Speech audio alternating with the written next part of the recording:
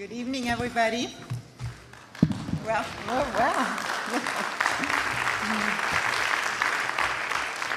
welcome, and thank you for coming. My name is Marianne Vigneault. I'm the Executive Director of the Center for International Trade and Transportation here at CITT Long Beach, and I'm Deputy Director of the Medtrans Transportation Center. And Medtrans, as some of you know, is a research partnership between CITT Long Beach and USC. I'm delighted to see so many friendly faces here in the audience. And I also heard just now that there was a terrible accident on the Vincent Thomas Bridge, and many of the audience that we expect today may be still stuck there. There's over an hour delay, isn't that right, Chris?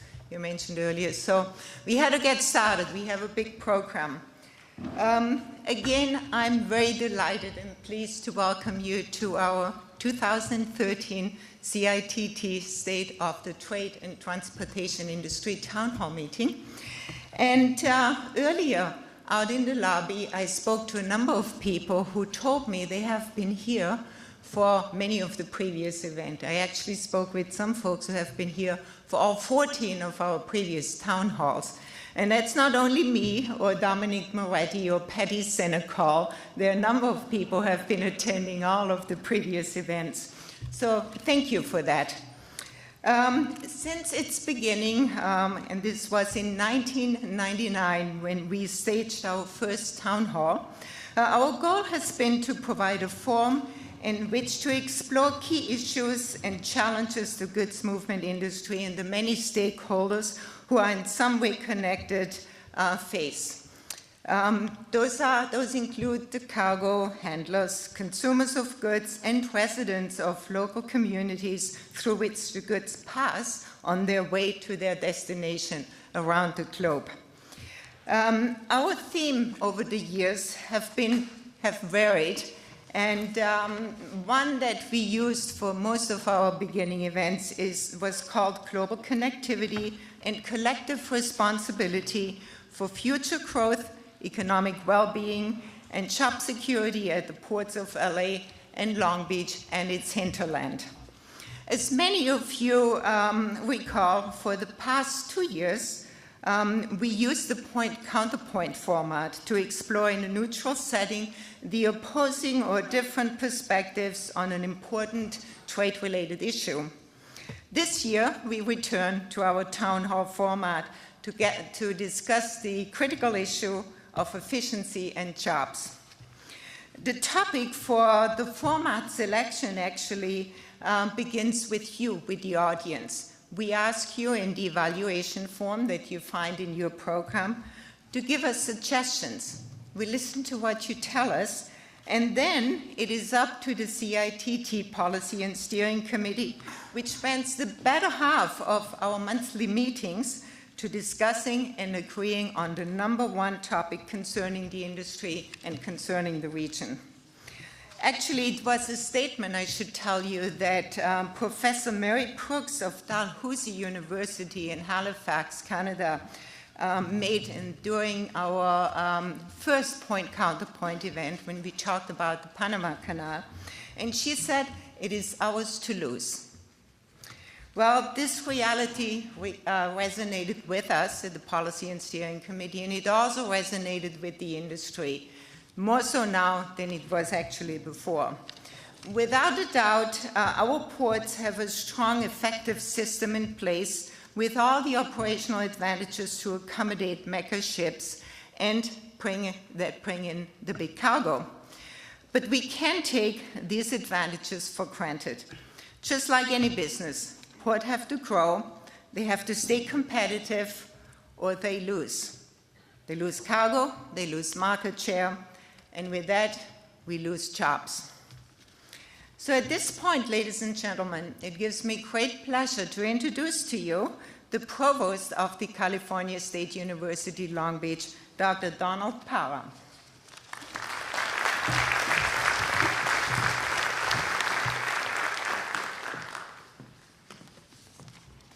Thank you, Marianne. On behalf of President F. King Alexander, all the faculty, staff, and students at Cal State Long Beach, we welcome here to the 2013 CITT Town Hall. We are very pleased to host these events. The importance of the ports to our region, to our state, to our nation, to our future cannot be overstated. The ports, as we all know, are a major economic engine for our region and beyond. Over the past 15 years, the CITT signature events, the town halls and point counterpoints have become very much anticipated events. These events are recognized for having an important and timely agenda and serve as a forum where industry stakeholders, including community and elected officials, come together in the spirit of education. CSULB CITT is honored to be an active partner in the complex goods movement industry. We are pleased to offer first-rate training and education programs, and by offering a forum where industry stakeholders come together to address issues. Supporting this effort is Met Transportation Center, a research partnership between USC and CSULB. Our thanks to the Met Trans Associates and the sponsors whose generous support allow us to offer tonight's event free of charge, including no parking fee. Our thanks to the panelists for their willingness to share their expertise and thoughts toward defining efficiency in this complex industry. And congratulations to all of you for having the good sense to come to this event this evening. I hope it goes well.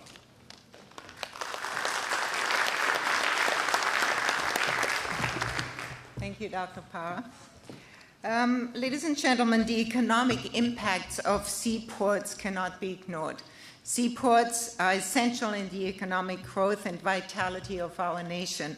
Seaports directly and indirectly create new and high-paying jobs and support employment of more than 13 million people in the US, accounting for more than $650 billion, it's with a B, in personal income.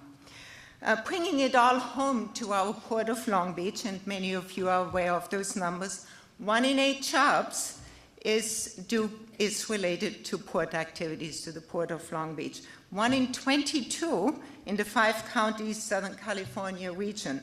1.4 million jobs throughout the US, and nearly 14.5 billion annual trade-related wages are related to the Port of Long Beach generated trade. Now add to this the Port of Los Angeles, where you have 896,000 jobs in the region, 1.2 million jobs throughout California, and 3.6 million jobs throughout the United States. Now these stats give us an appreciation of our seaports and why we need to address the competitiveness of the ports. It's all about jobs, isn't it? Tonight, we have a very exciting agenda for you. Tonight, we would like to examine what makes a port and the regional transportation system competitive, how efficiency across the supply chain impacts the region's economy, affects the community, and provides job opportunities, and also how impact of local decisions affect national and global competitiveness. We structured the program so that we will allow for questions from the audience during the panel session. With this in mind, we are going to keep the introduction of our speakers intentionally short, but I encourage you to open up the program and read up on the impressive background of our panelists and our speakers. Now, before I get started, I need to introduce a few people here tonight. And I would like to start with the CITT Policy and Steering Committee. Those committed gentlemen and women and gentlemen are responsible for determining and bringing together the topic of our events. So if you wouldn't mind stand up, people from the Policy and Steering Committee. Please give them a round of applause for their commitment and their dedication. Thank you. I would also like our students to stand up. We're having here tonight our global logistics specialists, our masters of global logistics. We have the marine terminal operations professionals, and we have a number of students from our campus, CSULB, and also from USC. Please stand up and be recognized. Thank you.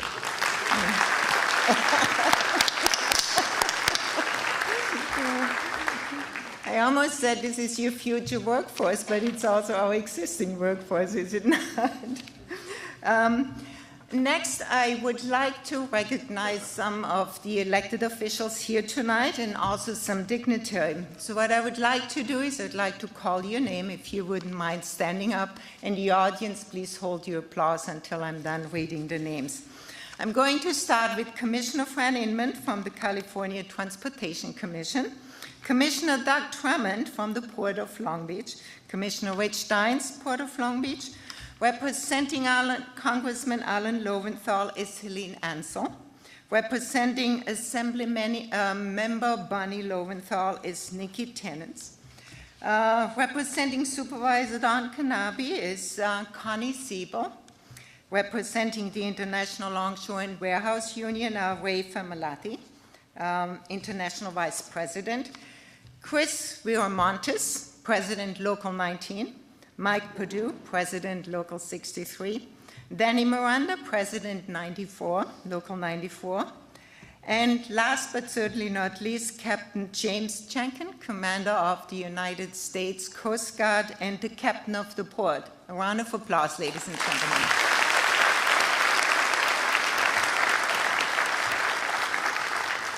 Now, before we get started, there are only two things that I would like to bring to your attention. First of all, tonight's proceedings are webcast. The webcast is going to be archived on our website, a CITT website, and you find the address of that website in your program on page 3, just below the agenda. Second, we need your feedback, and we would like your feedback. As I mentioned earlier, in your program, there's a yellow evaluation form. If you wouldn't mind, pull that out and start filling it out. Your comments and your suggestions for future topics are very important to us, so I appreciate you doing that. And now, ladies and gentlemen, it gives me great pleasure to introduce to you Dr. Jen Giuliano, who is the Ferraro Chair of Effective Local Government, Senior Associate Dean of Research and Technology, and Director of the Metrans Transportation Center at the Price School of Public Policy at USC. Professor Jen Giuliano.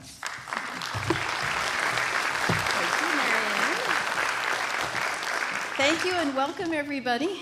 I will try not to be repetitious. I'm going to do a brief welcome because I really want to, but I will be as little repetitious as possible. I just wanted to start by saying that, of course, on behalf of the Metrans Transportation Center, which is all kinds of faculty and students and supporters and everything else, we welcome you.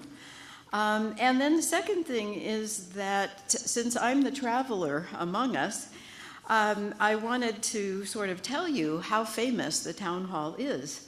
And that is that it's very well known across the entire United States as the premier stakeholder forum that brings together industry, government, and academia in a truly unique way. So we are really proud to be able to be doing this in year 14. We have a great program tonight, but first I want to take a few minutes to thank our sponsors. This year we established the Metrans Associates Program, which contributes to the support of the core operations of Metrans, both here at Cal State Long Beach and at the University of Southern California. This is my first opportunity to be able to thank our Metrans Associates, because we just started this year, in public, and so I want to do that. I'm going to read each group's organization's name, and whoever is in the audience that belongs to this organization, please stand up. So this is our roster. First of all, the Port of Long Beach, and you can hold your applause to the end. Secondly, Port of Los Angeles. I hope somebody's here from there. Third, Majestic Realty. Fourth, Los Angeles Metro. Fifth, the Southern California Association of Governments. Sixth, BNSF Railway. And last but not least, the ILWU, Locals 13, 64, and 94. So let's give everybody a hand.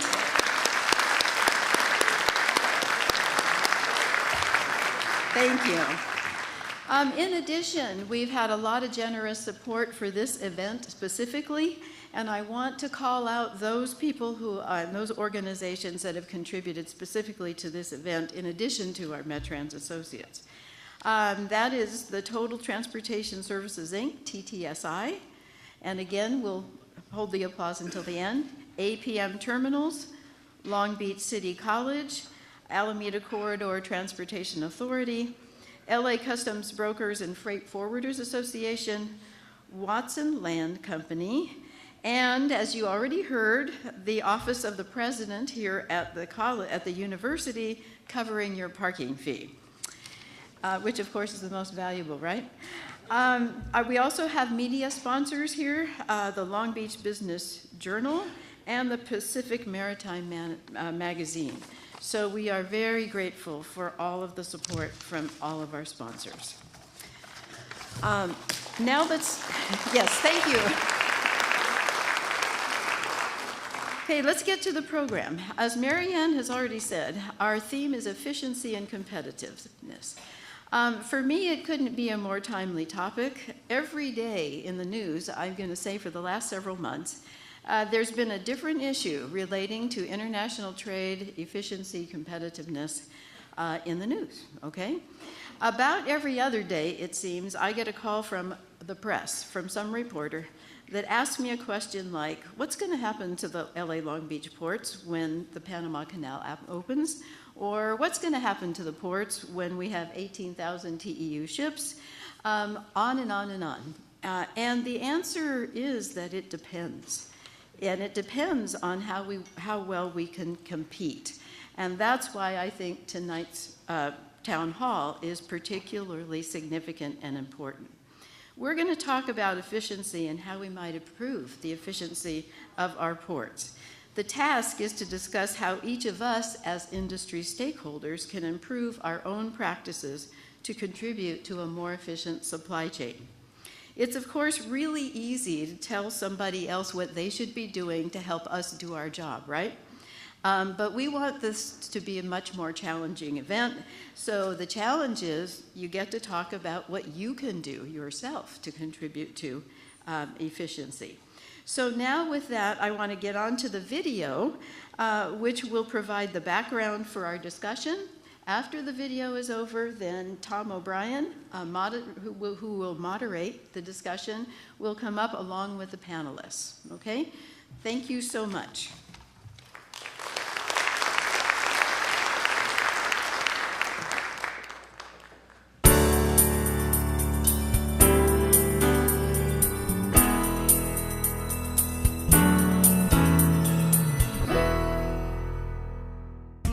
The goods movement industry in Southern California is the engine of prosperity for the entire region. With 14 million TEUs traveling through the system annually, the high volume of cargo has provided a steady flow of economic activity and a constant source of good-paying jobs. This commanding performance by the Twin Port Harbor Complex is even more impressive when considering it has occurred while adapting to a densely populated, high-traffic area with the most stringent air quality environmental standards in the nation. Now, however, competition from other ports, including those in Canada, and new possibilities through the Suez Canal and the expanded Panama Canal have made it imperative for the San Pedro Bay to re-emphasize speed and efficiency in all operations. For Southern California to remain dominant in the nation's goods movement industry, a sharp focus on maintaining rapid, cost-effective throughput is essential and must be continuous throughout the supply chain delivery system. This will become especially important when megaships routinely begin arriving with more than 12,000 TEUs, or 6,000 40-foot containers. Traditional thinking in goods movement circles claims that containerized cargo exists in two forms, local and discretionary.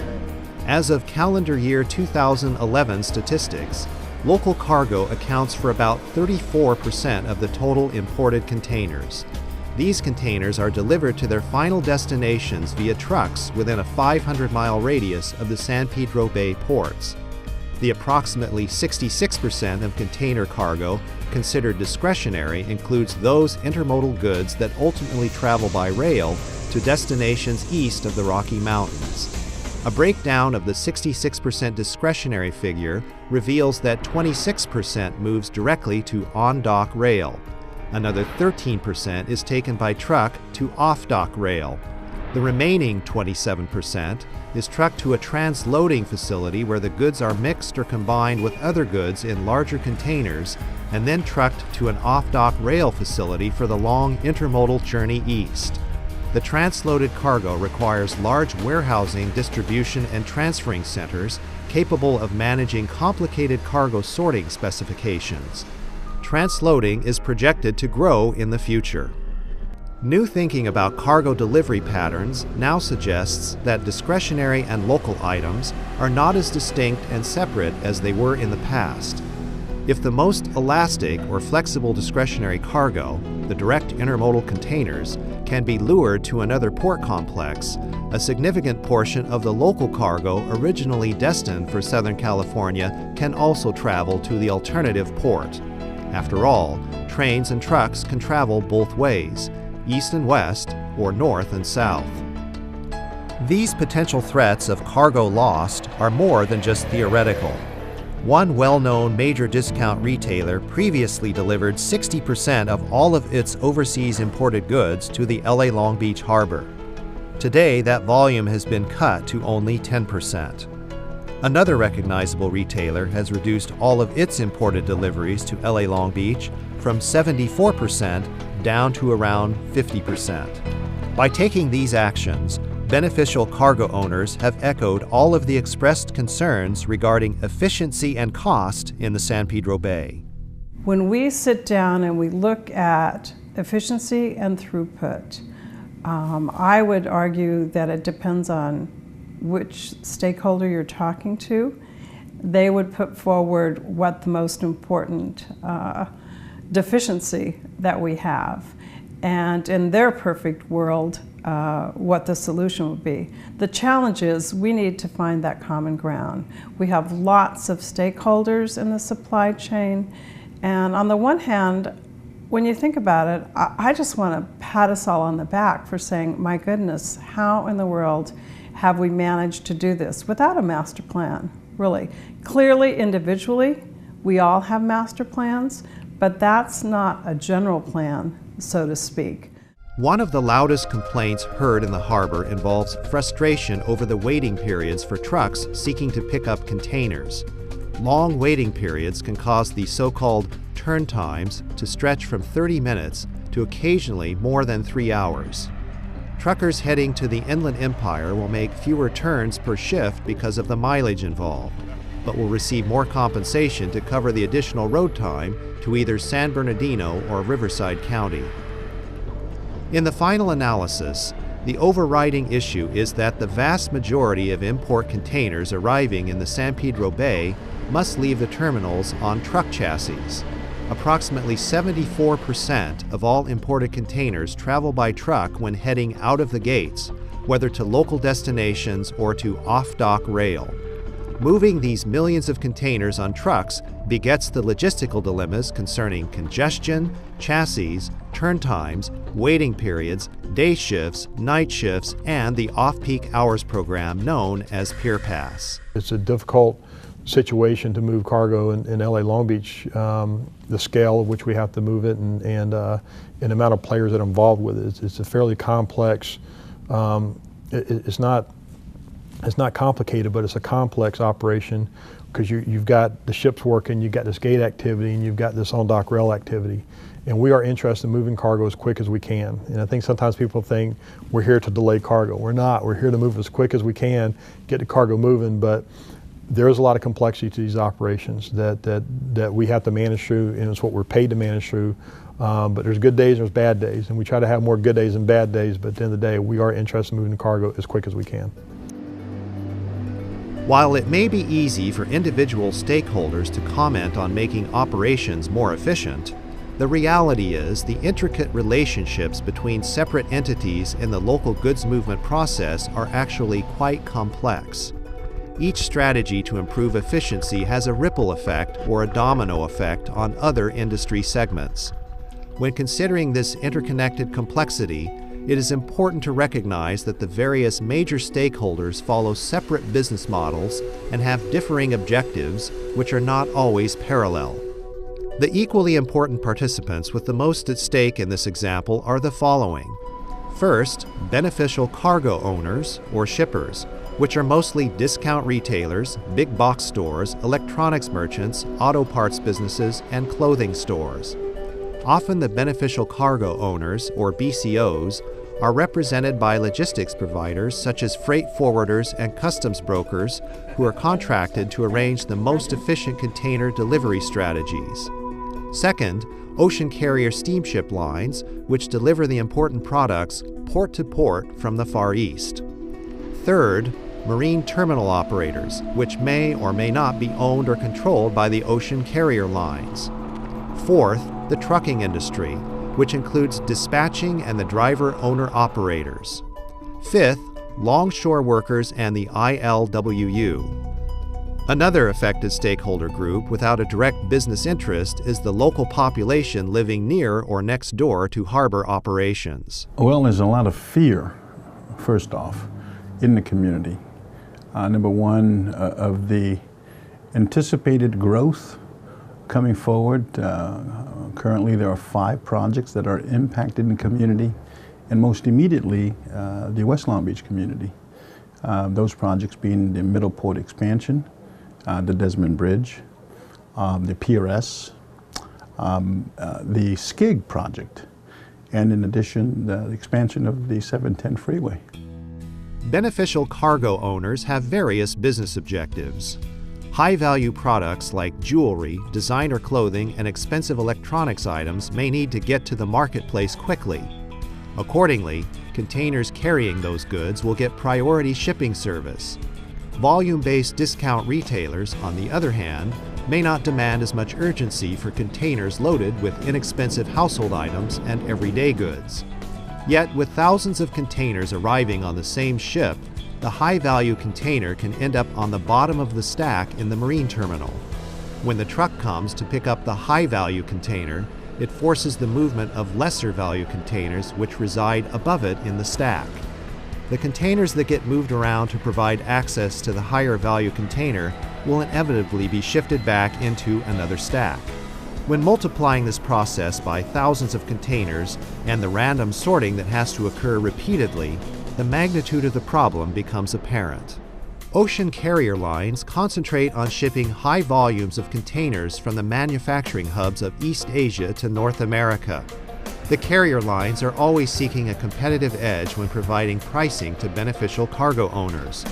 A competitive edge can be the ownership of or a controlling interest in a marine terminal facility. At every step, the carrier line seeks to operate with the least amount of cost in order to lure customers. Contracts between ocean carriers and BCOs are short-term and are reviewed every year to address costs, placing enormous pressure on the steamship lines to focus only on expenses. Cutting costs potentially adds time to the final delivery of containers. A ripple effect can be the on-duty labor staffing at the marine terminal becoming overwhelmed during night hours as trucks arrive in large numbers to avoid daytime traffic mitigation fees. Marine terminal operators follow a business model that must take into account projections of container volume and the subsequent cost of moving that cargo all the way from the ship to the trucks that deliver it outside the gate. This business model has to include an attainable profit margin in order to stay in operation. Contracts with shipping lines for stevedoring service and final delivery are negotiated in long-term deals, often extending as long as 10 years, although the deals can be terminated with short notice. The contracts in the past have assumed that cargo would move in the daytime hours between 8 to 5 in order to keep labor costs as low as possible. Changes to operations, such as Pier Pass traffic mitigation fees, driven by community pressure and elected representatives, have pushed more than half of container pickups to night hours and Saturdays, when labor costs are higher. On-dock intermodal cargo is exempt from Pier Pass and can travel anytime without the fee assessment. Pier Pass was not on the horizon when contracts with shipping lines were negotiated 10 years ago. According to Pier Pass officials, traffic mitigation fees currently only cover about 2/3 of the cost of nighttime operations. Terminals also must shut down large portions of the docks to civilian traffic for safety reasons when active stevedoring operations are underway. Compared to other ports in other regions, real estate is at a premium in the LA Long Beach harbor. Terminals must pay more per square footage on their leases in Southern California than they would elsewhere in the United States.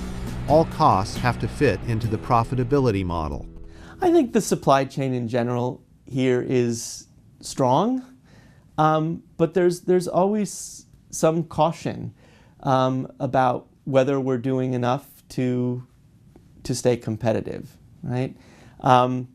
If you look at figures from recent years in percentage of goods of all West Coast traffic that's moved through here, we've lost a little bit, and ports both in Canada and Mexico have gained at our expense.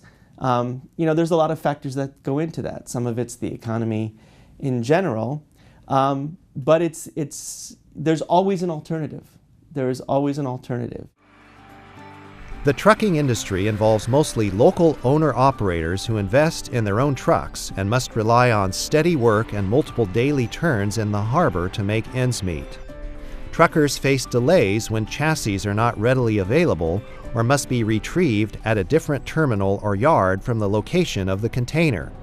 The cost of maintenance, coupled with the inconsistent availability of chassis, has become an issue in the harbor. A heavy imbalance between imports and exports often means that empty outbound containers and related equipment must be repositioned or transported around the terminals without any revenue-generating cargo being involved. Also, because of increased nighttime container movement related to Pier Pass, many truckers have opted to wait outside terminals as long as 2 or 3 hours before night gates open. They do this with the hope of being first in line when the night shift begins.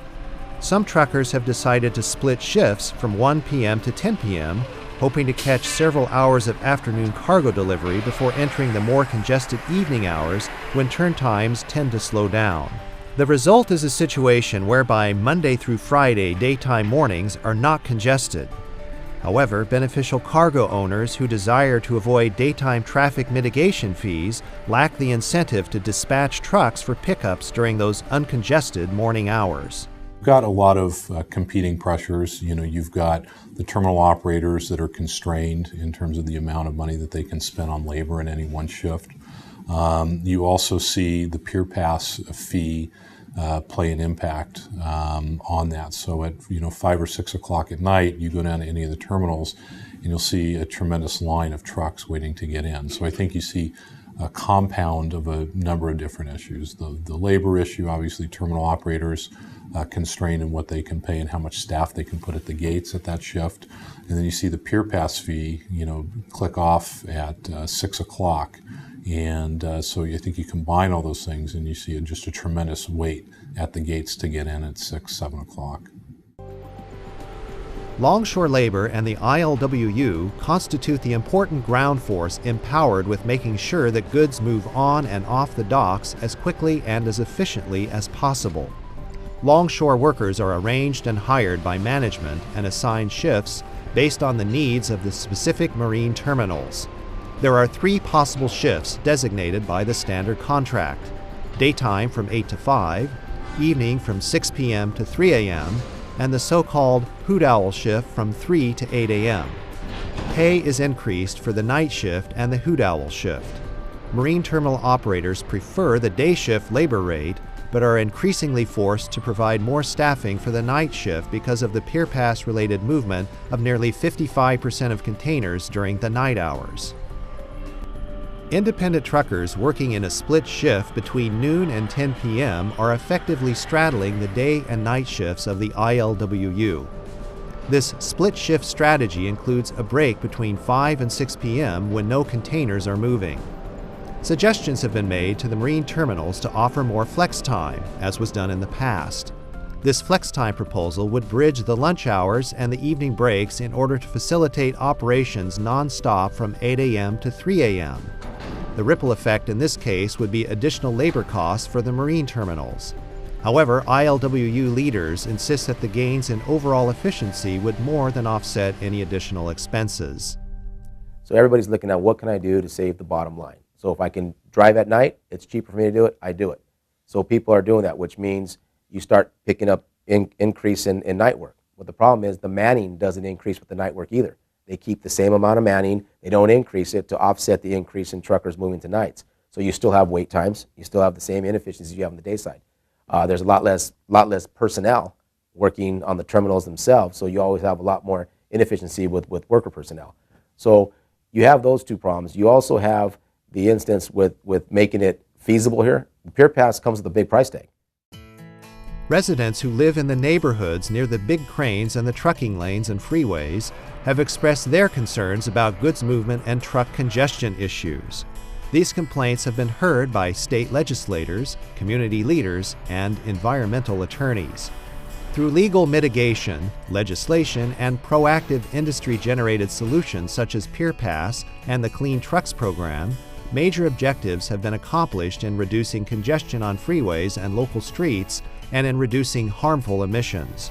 Efficiency improvements have included the harbor's efforts to become not only a good neighbor, but also a very committed green neighbor. And I think we've done a good job. We move a lot of cargo. We do it safely.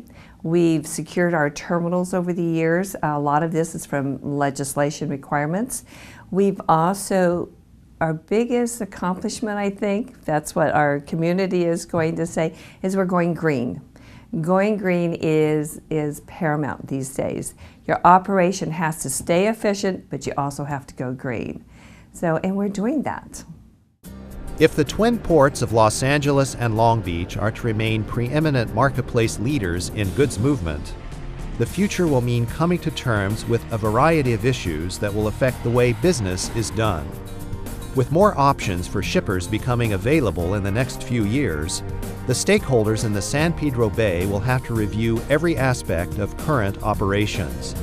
This review process is vital in securing the jobs and cargo that have the ability to move to wherever the lowest cost, most efficient throughput can be found. Clearly, to beat the competition in the years ahead, the local industry will have to be centered on reliability, speed, and efficiency.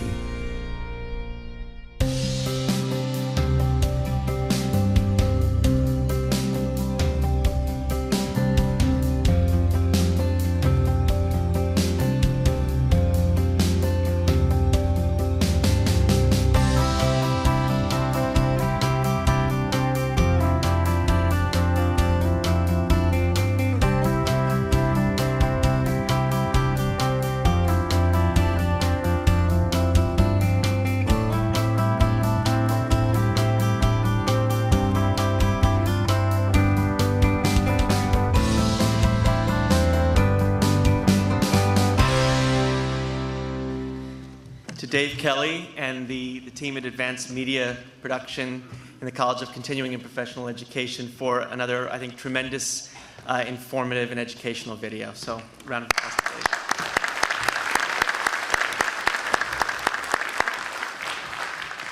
Dave. I think what Dave did was set us up nicely for a discussion about strategies moving forward. We've got a good overview of the complexity of the supply chain, some of the work that's been done up till now, and we're going to focus now, hopefully, on, as I said, strategies moving forward. I want to, as the panel gets settled, I'll introduce them briefly in a moment, but I do want to alert you to the guidelines for the town hall format that are in your program. Reminder that we will be taking questions from the audience at the 2 microphones, as well as on 3x5 cards, if you would like to do that instead. Questions can be addressed to the panelists throughout the course of the discussion, and there will be people along the sides on both stairways to take those cards if you'd like, and to assist you if you want to ask a question at the mic. The microphones are for questions only. We ask for no commentary, and the questioner will have 1 minute to state his or her name, affiliation, the panelist to whom the question is addressed, and the question itself. And we ask that you don't ask multi-part questions so we can get in as many as possible. In case you don't ask for a specific panelist to answer your question, I'll direct the question to a panelist as best I can. A panelist may elect to defer the question. And as I said, every effort is made to accommodate as many questions as possible in the time frame allowed. If there are cards that are submitted that we don't get to, we will be preparing a proceedings, a summary, and we'll do our best to give a sense, a flavor of the questions that are asked that we didn't get to address. As always, we do not entertain questions about specific company operations or contract negotiations. As I said, the focus tonight will be on moving forward. The bios of the panel members are in your program, but I will introduce them briefly. We have a really distinguished, knowledgeable set of speakers. First, to my immediate left is Alan McCorkle, who's the Senior Vice President for APM Terminals. You saw him on the video. And then we have Mike Perdue, next to Alan, who is the President of the Marine Clerks Association, ILWU Local 63. Okay. And then next to Mike is Vic LaRosa, the CEO and President of TTSI, Total Transportation Services, Inc. And then Roger Rose, a former board member with the West Long Beach Association, and he's here today in his capacity as a longtime advocate for West Long Beach, and very knowledgeable of community relations with regard to trade activity in the community. And then last but not least, Jeff Coppersmith, who's the president of Coppersmith Global Logistics, who provides some perspective from the beneficial cargo owner and third-party logistics coordinator perspective. All right, I'm going to take the moderator's prerogative and ask the first question while we have others line up at the microphone or submit cards. And I'm going to ask each of the panelists, given that we had a good amount of information on the video about things that have already been happening, but that there's more needed to be done, I will ask you, how do you begin by improving your own practices and making your industry segment more efficient? I'll start that. Maybe Alan, I'll throw it to you first. Okay, thanks, Tom. Everybody can hear me okay? First, I got to compliment you and Marianne on the video. I thought it was one of the best quality, most accurate videos I've seen about our industry and probably ever. So I think you guys did a fantastic job with that. Almost to the point I don't think you need us up here. It was that good. What can we as a terminal operator do to make things more efficient? There's a lot of things I could probably talk about because I think it's a fairly long list. But I'm going to center on really two. One is you saw in the video a lot of trucks and how they were one of the key aspects of moving cargo. But the trucking community and processing trucks quicker through our marine terminals, I think, is one of the top things that we as terminal operators have to focus on. Being marine terminals and being in the shipping business, the ships get a lot of focus, as they should. They're a huge investment. And as waterborne transportation has grown over the years, that obviously has turned into the key aspect of what we do is operate ships. But what we're seeing increasingly more and more is that the ability to move the cargo once it comes off the ship really trails every other aspect of the operation we do. So we've obviously got to do a better job of processing the trucks, getting them moving. It's very antiquated how we do it, and we've got to fix that. I think the second thing would probably be the consistency in our operations, that we need to be more consistent. We go through periods, whether it's in the course of a year or the course of year over year, where we don't have consistency. And that falls really on the shoulders of us as terminal operators, the management of terminal operations, and our partnership with LW. I think that the partnership with LW is a very positive one. I'd say that we're probably in the best, one of the best periods we've been in as far as cooperation between the waterfront employers and LW. It's been very good. It's been probably the best I've seen in my history on the West Coast. But I don't think we're taking advantage of everything that we could be taking advantage of, given this, this period that we're in, that we've got such great cooperation going. So I think we have to work with LW to train that workforce a lot better than how we do it today. There's a lot of improvement that we as waterfront employers need to do. And then we've got to work with LW to get the dispatch done properly, to get those trained people to the right jobs. And that's something that those go hand in hand, the training and the dispatch. So I think that between the trucking and improvements and consistency in the operations, that's key for us as a terminal operator. That's good. Well, Mike, that sets you up nicely, so I'll turn to you next about what Longshore can do in focusing on its own practices to be more efficient. Actually, nothing. We do everything perfect. Start with that. I've heard that. We're very efficient. But with that being said, I mean, looking into the future, and I'm glad Alan touched on that.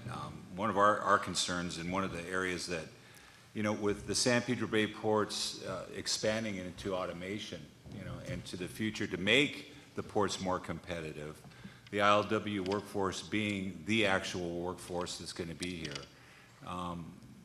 we need to take a look at training, and I'm glad Alan mentioned that, and a comprehensive training program for our ILW members, because as automation throughout these ports change, and it will, you know, in Long Beach there's some work there with Middle Harbor Project, and in LA there's changes within the TraPac facility. And to go along with that, the workforce needs to adapt. And we want to be that workforce from here to eternity. So it's going to take a responsibility, and I'm just going to say this flat out, by our membership to embrace it. And I believe we do, and our membership does. The ILW does, whether it's a mechanic or a marine clerk, as we move on into the future with technologies coming in, and it's coming. Whether a terminal does it full boat, like they're doing in Middle Harbor with full automation, or other terminals that change their systems, we need to be able to accept and adapt and actually take that training, but we would like a comprehensive training program. Good. Vic, I'll turn to you. What about the trucking community? Tom, I'm just going to highlight 3 areas that the trucking community needs to really pay attention to. And the first one is, you saw in the video that part of the problem, or one of the issues, is the wait times at the gates. Well, the trucking community is also part of that problem. We have a responsibility to make sure that we invest in the right technologies, that we invest in the latest technologies, and that we use those technologies to make sure, before we dispatch a truck, that the cargo will be available. Unfortunately, many of us in this community don't practice that, and that's something that, you know, we really need to focus more on. The second issue is safety, and especially safety training. As you've seen, we've moved a lot of cargo to nights. I think it's about a 50-50 split right now. Driving at night is very demanding, you know, and an 80,000-pound rig going down the road is extremely dangerous. So we have a tremendous amount of responsibility in focusing very, very heavily on our training programs and investing very heavily in keeping our workforce, you know, up to date, alert, and also investing in the type of technologies that will keep the driver of the vehicle alert. And of course, the third, which is my favorite, is environment. Environment is very important not only to the community, but, you know, what we've found since we've made the transition to clean trucks is that clean trucks are truly more efficient. They burn less fuel, they're cleaner, they require less repairs. So we really need to stay vested as a community in keeping our equipment up to date and keeping it environmentally responsible and up to date. Thank you. I'm going to come back to Roger because his question is a little bit different, so I'll turn it over to Jeff now. Thank you. I'm speaking from a broker and also the beneficial cargo owner perspective on this, and it's really the broker that does all the work. Yes, you know, importers, some do it themselves, but 98% of goods are cleared through customs and the other government agencies by brokers. And I want to touch on what Mike said, that one of the first things that come to my mind when I heard the question is automation. The point with a broker is we want to get that information electronically from the customer as soon as possible. Customs has put it through a new program called the ISF, Importer Security Filing, and now their 10 data elements have to be transmitted to U.S. Customs prior to being loaded on the vessel. Well, that's great. We just would like that to go to the next step farther and to get electronic information, the invoice and packing list sooner from the customer in the U.S. They need it sooner from their supplier overseas. The sooner we get the information, the more accurate the information is. We transmit it to customs 5 days out. That's the legal limit is. We hope to make it before that, but right now it's 5 days before the ship gets there. We can transmit our information to the government. It's not just customs, but there's 140 other agencies that have the opportunity to stop the cargo on the way in. But if we get that information to them 5 days in advance, a day later or an hour later, we get the response back from customs that says that cargo is going to be released and ready to go. So we're still waiting for the ship to get there. We've given our documents, have been cleared through customs, gone through paperless. We've given a delivery order to the trucker. And so when that ship gets there, the trucker will be able to know when to go, when to get there. It's already been cleared. There's no delays. There's no waiting, no trouble window, and all those other things they have to deal with. Because we just want that stuff to be able to move as fast as possible. If we can get our data and from the customer in an automated fashion, we transmit it to the government. They come back, give it the release. We give it to the trucker. And it moves much smoother that way, instead of delays along the way. Good. Roger, what role does the community play in an efficient supply chain? What's the community's interest in this discussion we're having? Well, I think the community can play a big role. I think it's important that communications be developed between all the groups here and our elected officials to make sure that the views of the community are known. The community's main concerns are the well-being of their families, their children, the health and welfare of those people.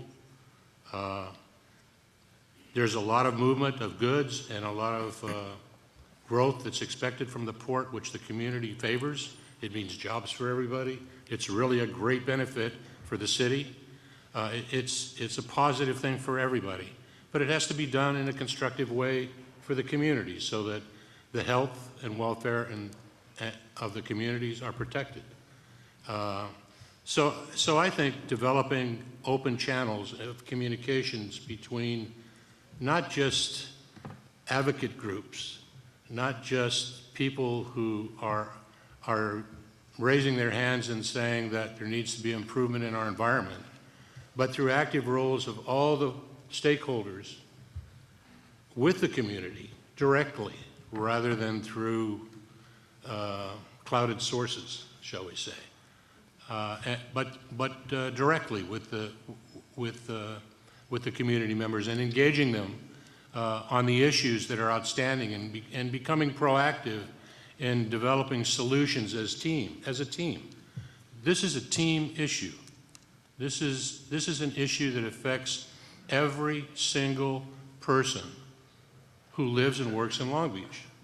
Our health and our welfare are all at risk here, and we need to protect it, and we need to grow the port, and we need to figure out ways to be competitive, and we need to do all the things that have been discussed here so far to improve our competitiveness in this field. It is extremely important. A lot of the community members in my area, I live right on the border between the Long Beach Freeway and the property line between Los Angeles and Long Beach. That's the main corridor of transit for all the goods that are going to be coming from the port and going to the port. So it is very important to all those people who live in that little area that this problem be addressed and solved. So just a quick follow-up, since I asked the others as well to sort of identify an important step for them to take. Is there a role that the community can play in facilitating the communication that you've just referred to perhaps make it? There are a number of community groups. I think it is very important for those community groups to learn who these members are, learn who the organizations are that provide the services to the port and to the port, the two ports themselves, to develop that level of communications between those organizations so that we begin to have a path of communications that's visible. And certainly through our elected officials. I mean, we have council members and we have a mayor and in the city of Long Beach. So we do have that path, but that's not necessarily the most effective path. A lot of times the grassroots level may be better, and doing it directly with the stakeholders in the growth of the port will at least expose the community's point of view, and working with them and getting to know them and understanding their concerns and their needs, and them understanding the community's concerns and needs may help bring us together on the things that need to be done, not only to be competitive, but to be green as well. Great, thanks. We've got some questions here at the mic, so please, if you could state your name and affiliation and who you'd like to direct your question to. All right, thank you very much. My name is Gary Shelton. I'm wearing the badge today of my city affiliation with the City of Long Beach as a Commissioner for Community Development. However, that's not why I'm here tonight. It's just so people know who I am. I'm also a member of Interfaith Community Organizations, of the Long Beach Area Committee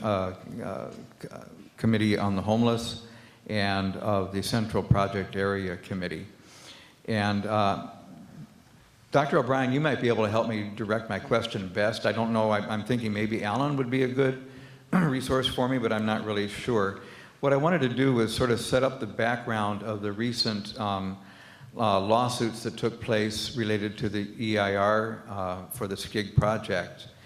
And I'd like to hear a description of how people would describe any loss of efficiency that the port will suffer resulting from the delays that could be expected or changes in the scope of the project until that issue is settled. I'll ask Alan. I don't want to talk too much insider baseball, so I don't think we want to focus specifically on any one particular project, but maybe, Alan, there is a question there about delays in the review process and what that means to efficiency. Yeah, let me touch on this one. I think that, again, not be specific to one particular industry, but I think the challenge that we have in Southern California is that when it comes to development of facilities, whether they be rail facilities, terminal facilities, or the expansion of those facilities, it's a long, expensive process. It takes years and years and years. And just to give a point of comparison here, we do developments as APM terminals in other parts of the world, in other parts of this country.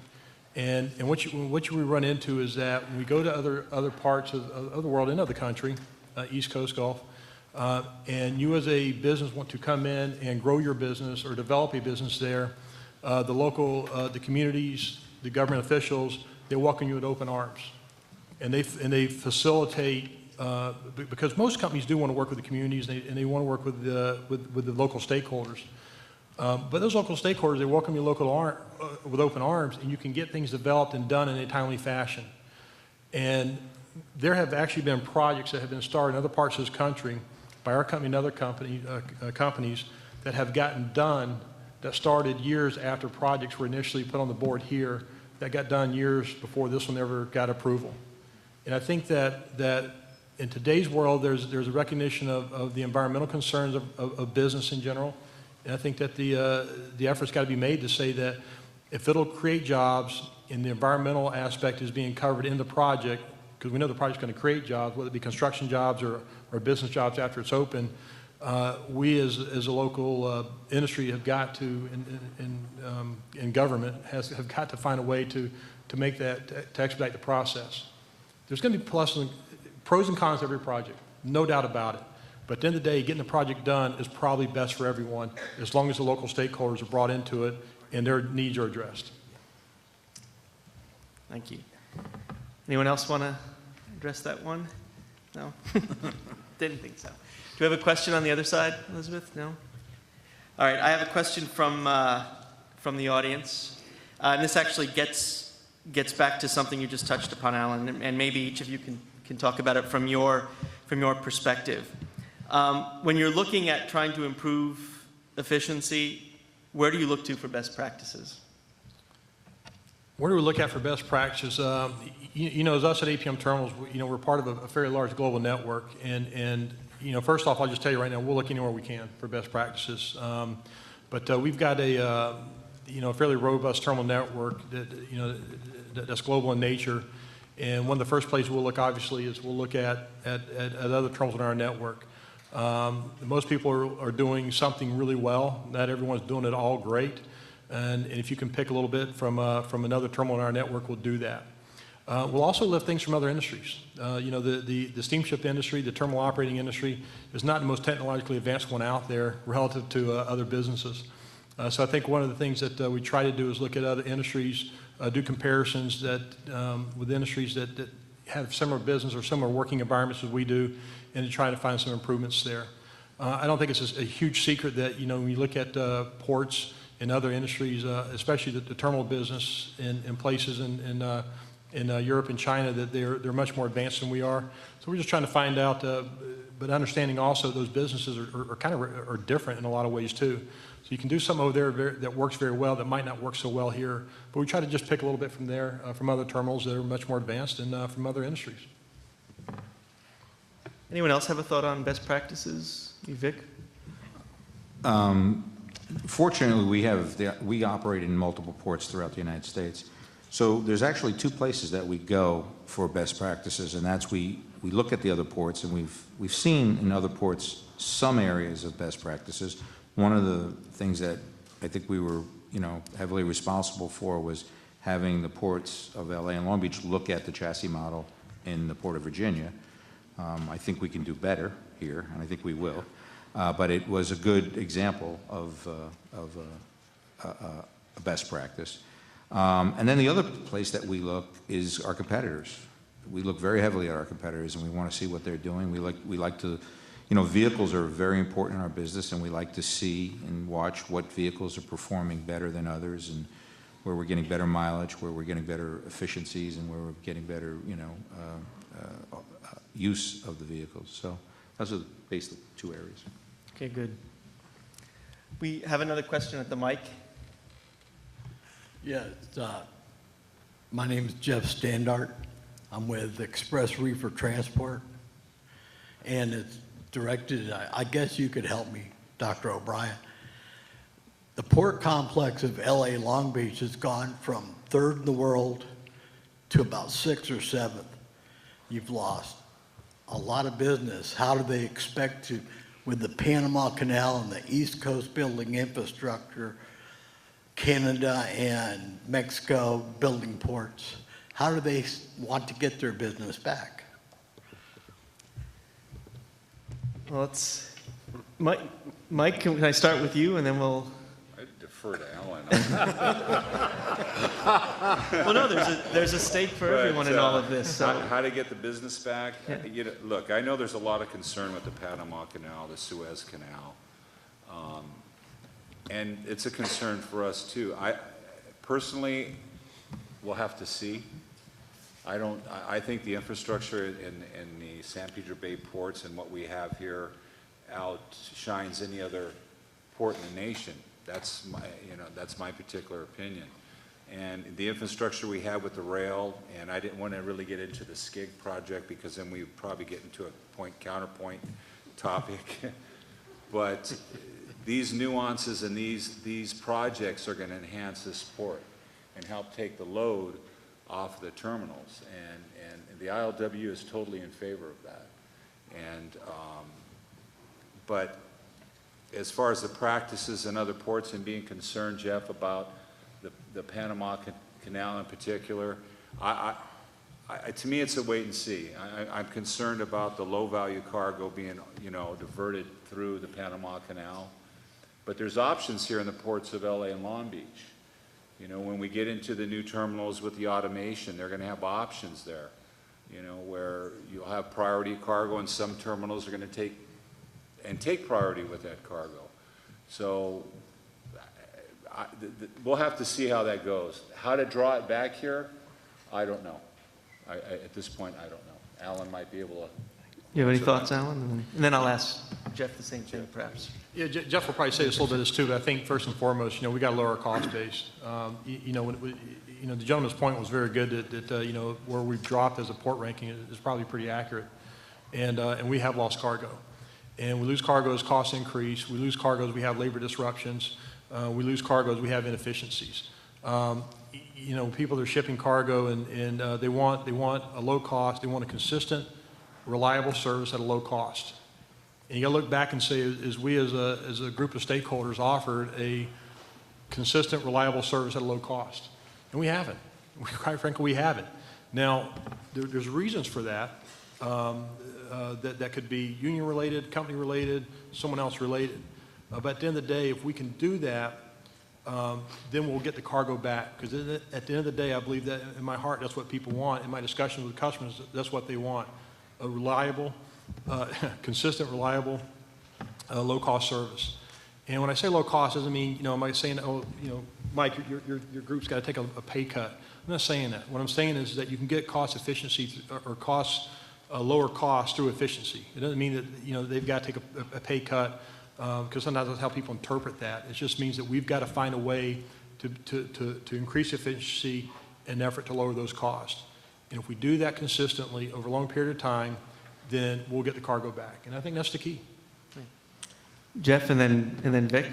You know, your cost and efficiency. Those are the two biggest things that my customers are always talking about.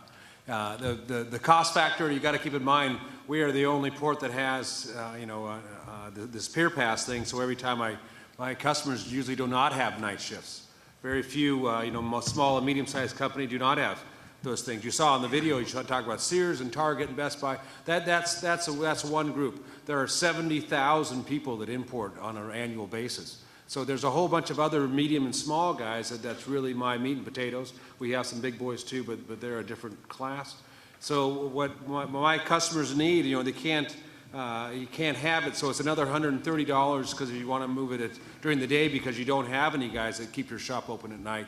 Now we're going to the chassis rental fee. So we got another $25 for chassis. You know, free time has gone from 7 days down to 4 days. You know, so every day is another $200. In the Port of Long Beach, if your cargo is held because Customs puts it on hold, you pay every day for the demurrage on it. Port of Los Angeles says, you know what? If Customs has it on hold, we're not going to charge the demurrage. You want to go into Long Beach or you want to go into LA? If I have my on a Customs hold for 5 days, $150 a day, or some terminals is $200 a day, but I can't do anything about it. Customs is holding my freight. FDA is holding my freight. It doesn't matter. The clock starts ticking, tick, tick, tick. So what is it more efficient? Is it more efficient to bring it into Los Angeles? You have to bring it at night with a clean truck, and you have your own chassis, and you know, you do your stuff early. So I realize why we do it. I agree. I breathe the air in Long Beach as well. I don't have a problem with that. But you got to keep in mind the number one thing. These people will think, well, these containers, they're making thousands of dollars on that container. You will talk to one of the average people that are bringing in a container, and their profit margin in a container is less than $5,000. Less than $5,000. Some of them are only $1,000. Well, if I have storage for $200 a day for 5 days, there's $1,000. I'm losing money on that shipment. If I have a shipment coming in and the port is on strike for 3 or 4 or 5 days, and I can't meet my deadlines because I promised to give the customer the stuff in time, and I didn't know the strike was going to happen. You know, I can't blame anyone for it, but if it's not an efficient port and it's costing me too much, I have to look somewhere else. I can't blame the customers for doing that. I'm in Los Angeles. I want them to bring it into Los Angeles as well.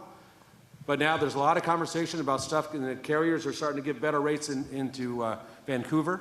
Some of my customers are talking, well, you know, tell me about Vancouver. The problem with Vancouver is you have to go across and then you drop down in Chicago and Detroit area you come down. And sometimes going across the bridge is a problem. Or if it's on a rail and the rail has a problem, there's problems with that. So we didn't want to divert people to that. But we wanted to make it more efficient when it comes to LA, Long Beach. We wanted to say, well, you got to do it during the nighttime. But that's why the trucks are lined up at 6 o'clock at night, because they left my customer's place at 5 o'clock, because that's when they close their warehouse, and they truck it down to the pier because they can't do it at night. Don't bring it to me at night because I'm not there. So cost and efficiency are the two things, and that's really critical to my people, because something gets held up for any reason due to no fault of their own, a strike, a shortage of chassis, whatever the case may be. That throws their whole supply chain off, and that's where they come back and complain to me. Vic, I know you have a... Before we push the panic button on the Panama Canal, and before we push the panic button on the East Coast ports, what is coming is mega ships. Mega ships can only be handled in deep water ports. The dredging, the cost of dredging, and the repetitive dredging requirements on the East Coast ports are going to really impact how deep they can go. The only port right now on the East Coast that can handle the depths of these ships is Norfolk, Virginia. They are making investments in infrastructure, but not nearly the investments that Southern California has made. The only other port on the West Coast that can handle these mega ships is Seattle. Issue with Seattle is you don't have the rail infrastructure or the road infrastructure once you get out, or the capacity to get the cargo out of Seattle. Southern California is going to be a natural base for a lot of this cargo to come back to, because the steamship lines will operate those larger vessels more efficiently. But that makes the land side of our operations, it becomes very critical that we make it as efficient as possible and really take care of the things that Alan has touched on and that Mike has touched on, is that we have to be very, very efficient here once we get that cargo off the ship. That's what we really have to focus on. I would not panic. The cargo is going to come here. We've got a question on this side, then we'll come back over here. Elizabeth? Hi, my name is Chris Hine. I'm with OOCL as a sales rep and a global logistics specialist also. To your question there, Vic, the mega ships are probably going to degrade the services, I would think, as more cargo comes in. Also going to lengthen the discharge times, which kind of takes out the, limits your ability to pick up cargo throughout the 24-hour period. So how prepared are we to discharge at all of our terminals these mega ships, and how much is it going to affect the discharge times?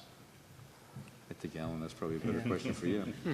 Well, that's a great question, because I think that this discussion of the bigger ships, because right now you got the 8,000 TEU ships are probably the norm for a mainliner. You're starting to see some 10 and 11,000s coming in, and as some of these bigger ships come into the Asia-Europe network, then obviously the expectation is we'll get to 13, anywhere from a 13, 14 to 15,000 TEU ship coming on a regular basis. Probably more likely 13, hopefully to grow to 15.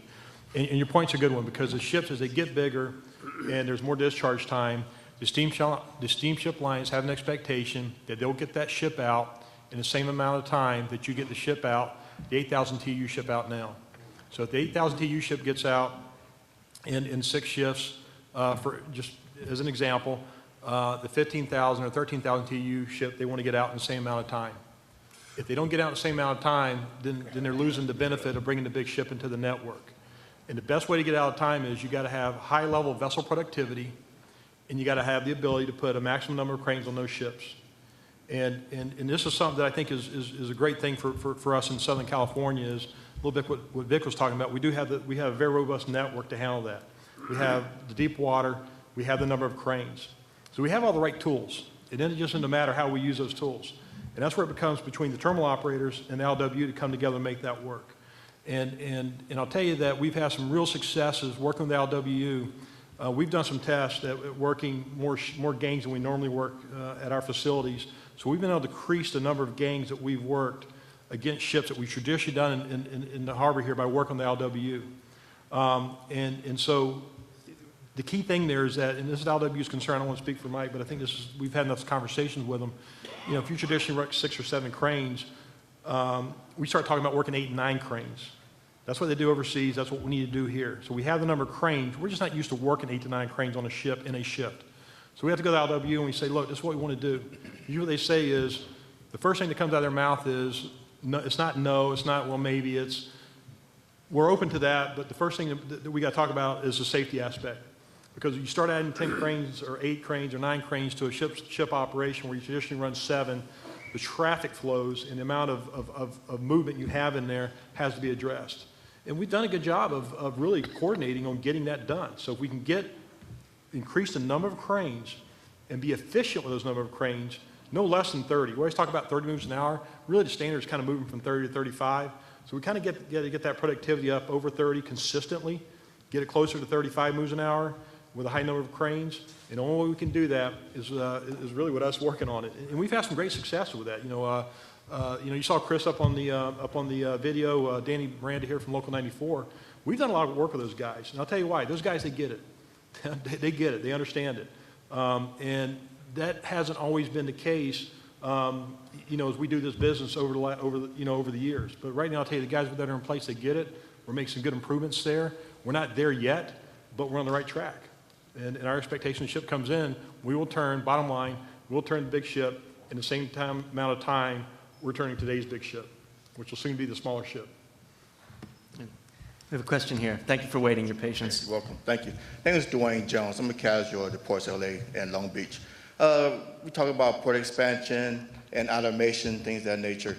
And my question is, ultimately, will automation come at a cost of jobs for the community, or do we expect things to stay the same or at some point grow jobs in the community?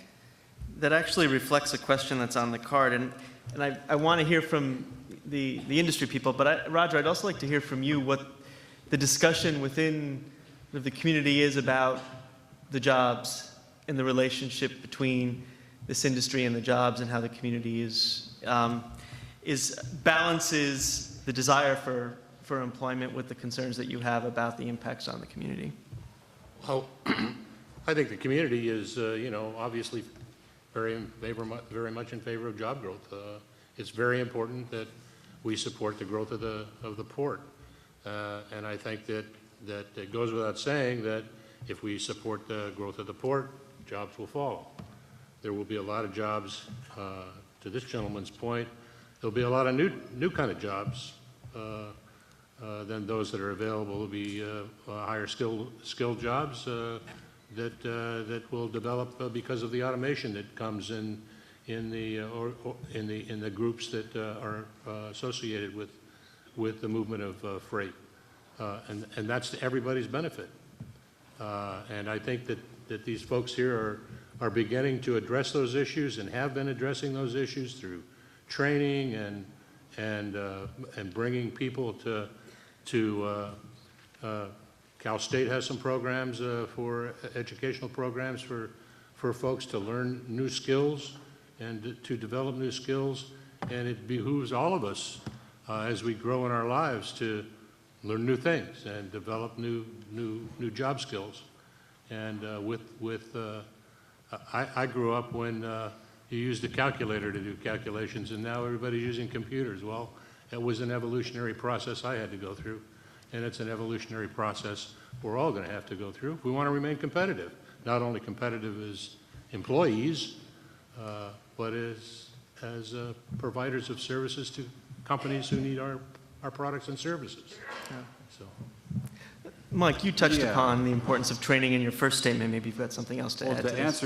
Dwayne, to answer your question, I mean, of course there's concern with the loss of jobs, but I think if we work as a whole here, and I think we have with all the stakeholders involved, there's been a lot more cooperation as far as the important thing here I think people need to understand is there is a concern by the ILW with, and it's there because of automation. Is it something I feel that's going to happen overnight? No.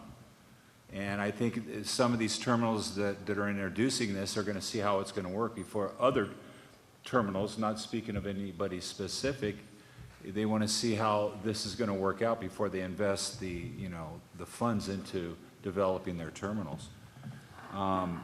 With that being said, I believe the ports and all the stakeholders have a fiduciary responsibility to make sure that there are jobs for the community. There are jobs for the region. I mean, the employers and the terminal operators, we have to make sure that we're bringing the tax base into this region. There's a responsibility there, not only for the environment, but to make those communities in which these shipping operators come into, that they have a responsibility to the communities that they come into.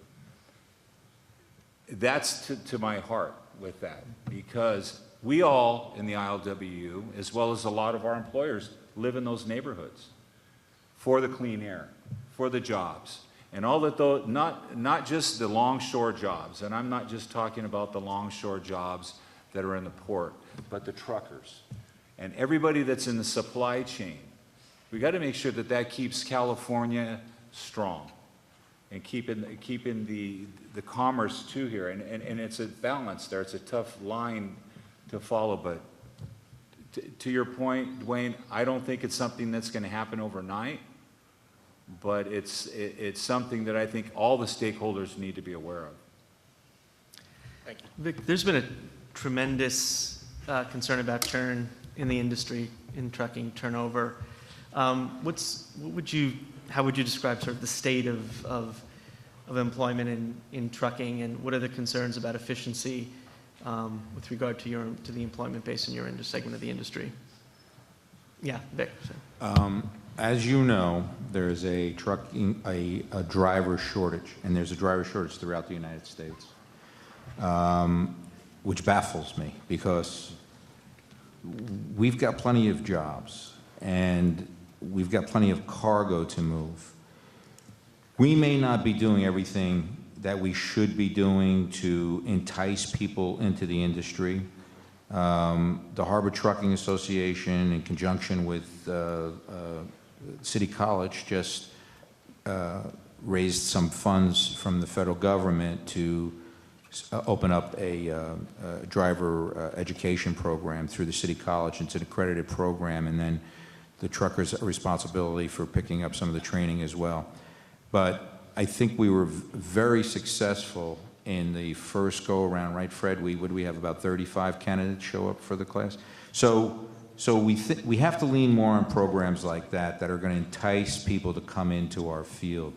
It could be part of an education that people really don't know that these jobs are there. So, you know, we really have to pay attention to that. We've got trucks that sit every day that need somebody to be in that seat.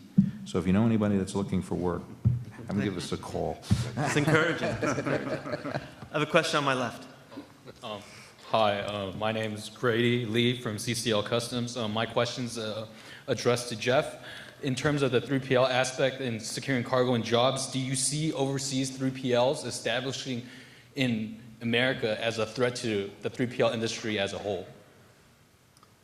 As a threat, no, I don't necessarily feel them as a threat. There are a lot of them who do come over here, but there's also a lot of U.S. companies that are also going overseas and opening up offices.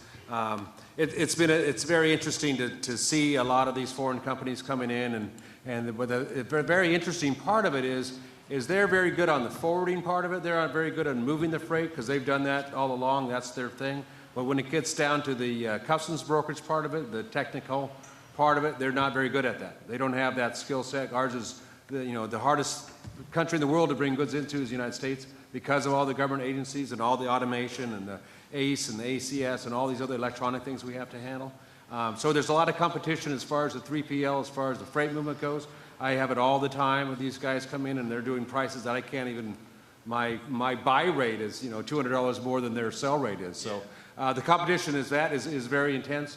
And different parts of Southern California, you get in the San Gabriel Valley and it's very, Monterey Park is usually intense of the Chinese community there. But I see them as a threat, not necessarily the biggest threat, because they can do the movement of it, but if they can't do the hard brokerage part of it, it kind of takes them out of the picture, and then people would rather use one company that does it all.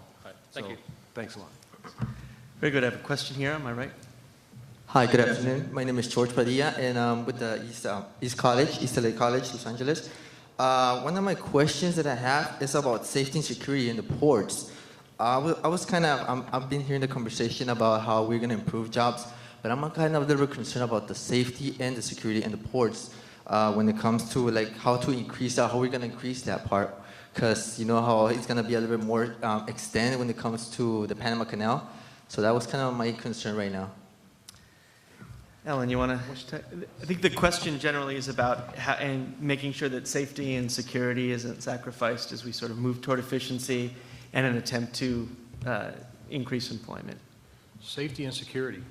We talked about safety here a second ago, and I think that safety is first and foremost. Them and security run hand in hand. Vic talked about safety in regards to truckers on the roads. I think that in our post 9/11 world, I think that the safety piece has really matured. You look at the comparison marine terminals and the port complexes years ago and where they are today, it's a whole different world. I think the Coast Guard has done a fantastic job of navigating a lot of very difficult requirements that might be out there to make it where we can be safe and still move cargo, and I think that's sometimes a tough balance. But I'd say the safety in our industry overall is improved year on year. It's not where it needs to be because people are still getting hurt in all aspects of the business. People are still getting killed in all aspects of the business, and we got to get that better. Security I think if you'd ask any terminal operator what's been the biggest change in the industry over the last 20 years of moving cargo, safety and security are hand in hand. Those things have gone farther than anything else have ever gone. And the security is right there with safety. And I think the different thing about security is security can impact the flow of cargo to do it right, and to do it probably in a manner that would make everyone happy. And at the end of the day, that if you want to secure and be safe on everything, you just shut everything down. And that's just not reality. So I think that the security, similar to the safety, has been able to maintain the flow of cargo while ensuring that the threats that could come from a security standpoint, whether it be waterborne, landborne, in a container, outside a container, stowaway, whatever should happen to be, that has been managed pretty well by the government agencies that are out there. I'm not sure if that was the question, but I think that both the development of those has been pretty robust.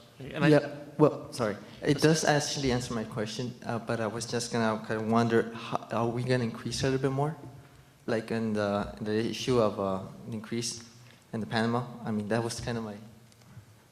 I'm not sure. So the impact of expanded canal on... Yeah. In the safety form of, how... Well, we're going to bring more stuff, more cargo. So are we going to increase a little bit more in that part of the issue, or how is it going to be in development when it comes with technology?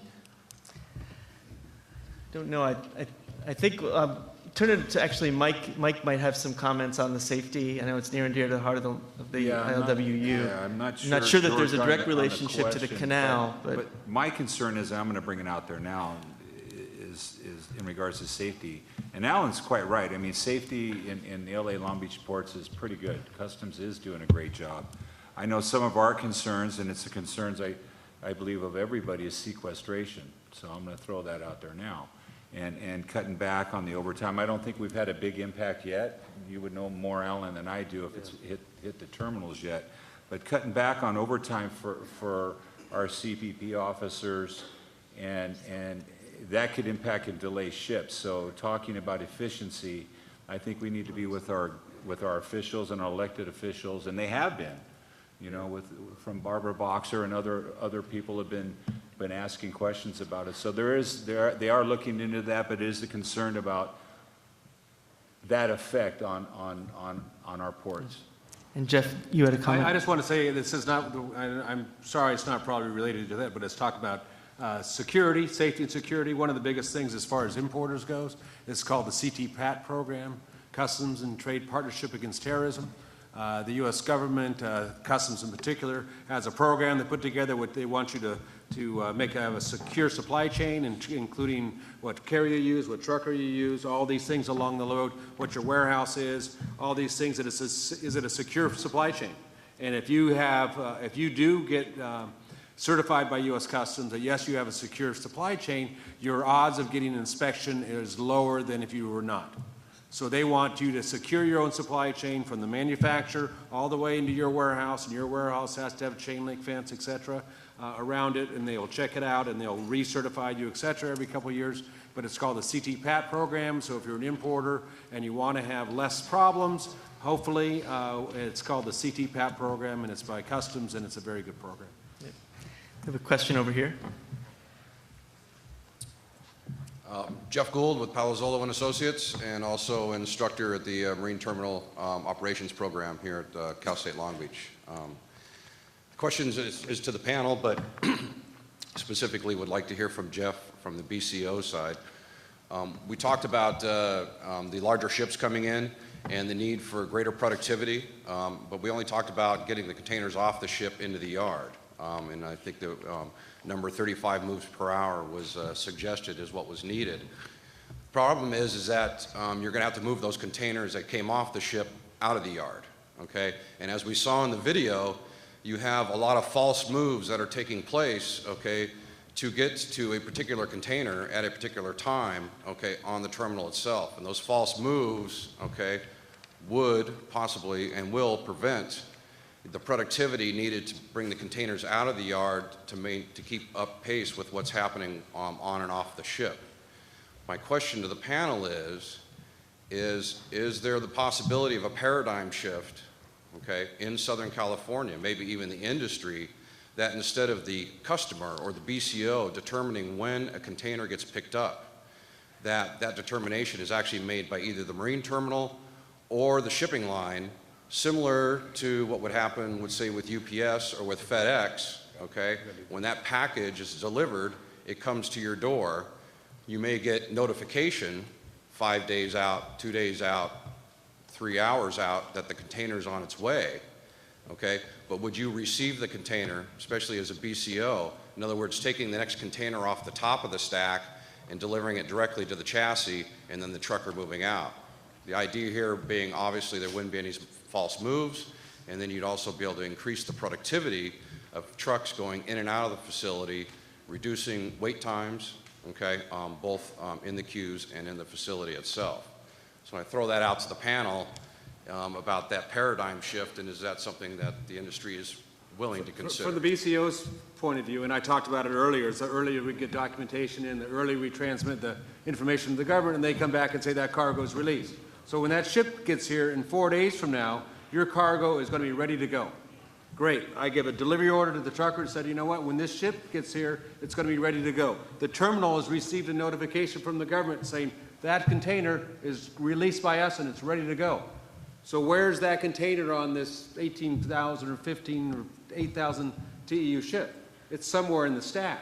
So I know it's ready to go, the terminal knows it's ready to go, the trucker's ready to pick it up, but they're sorting containers and taking them off.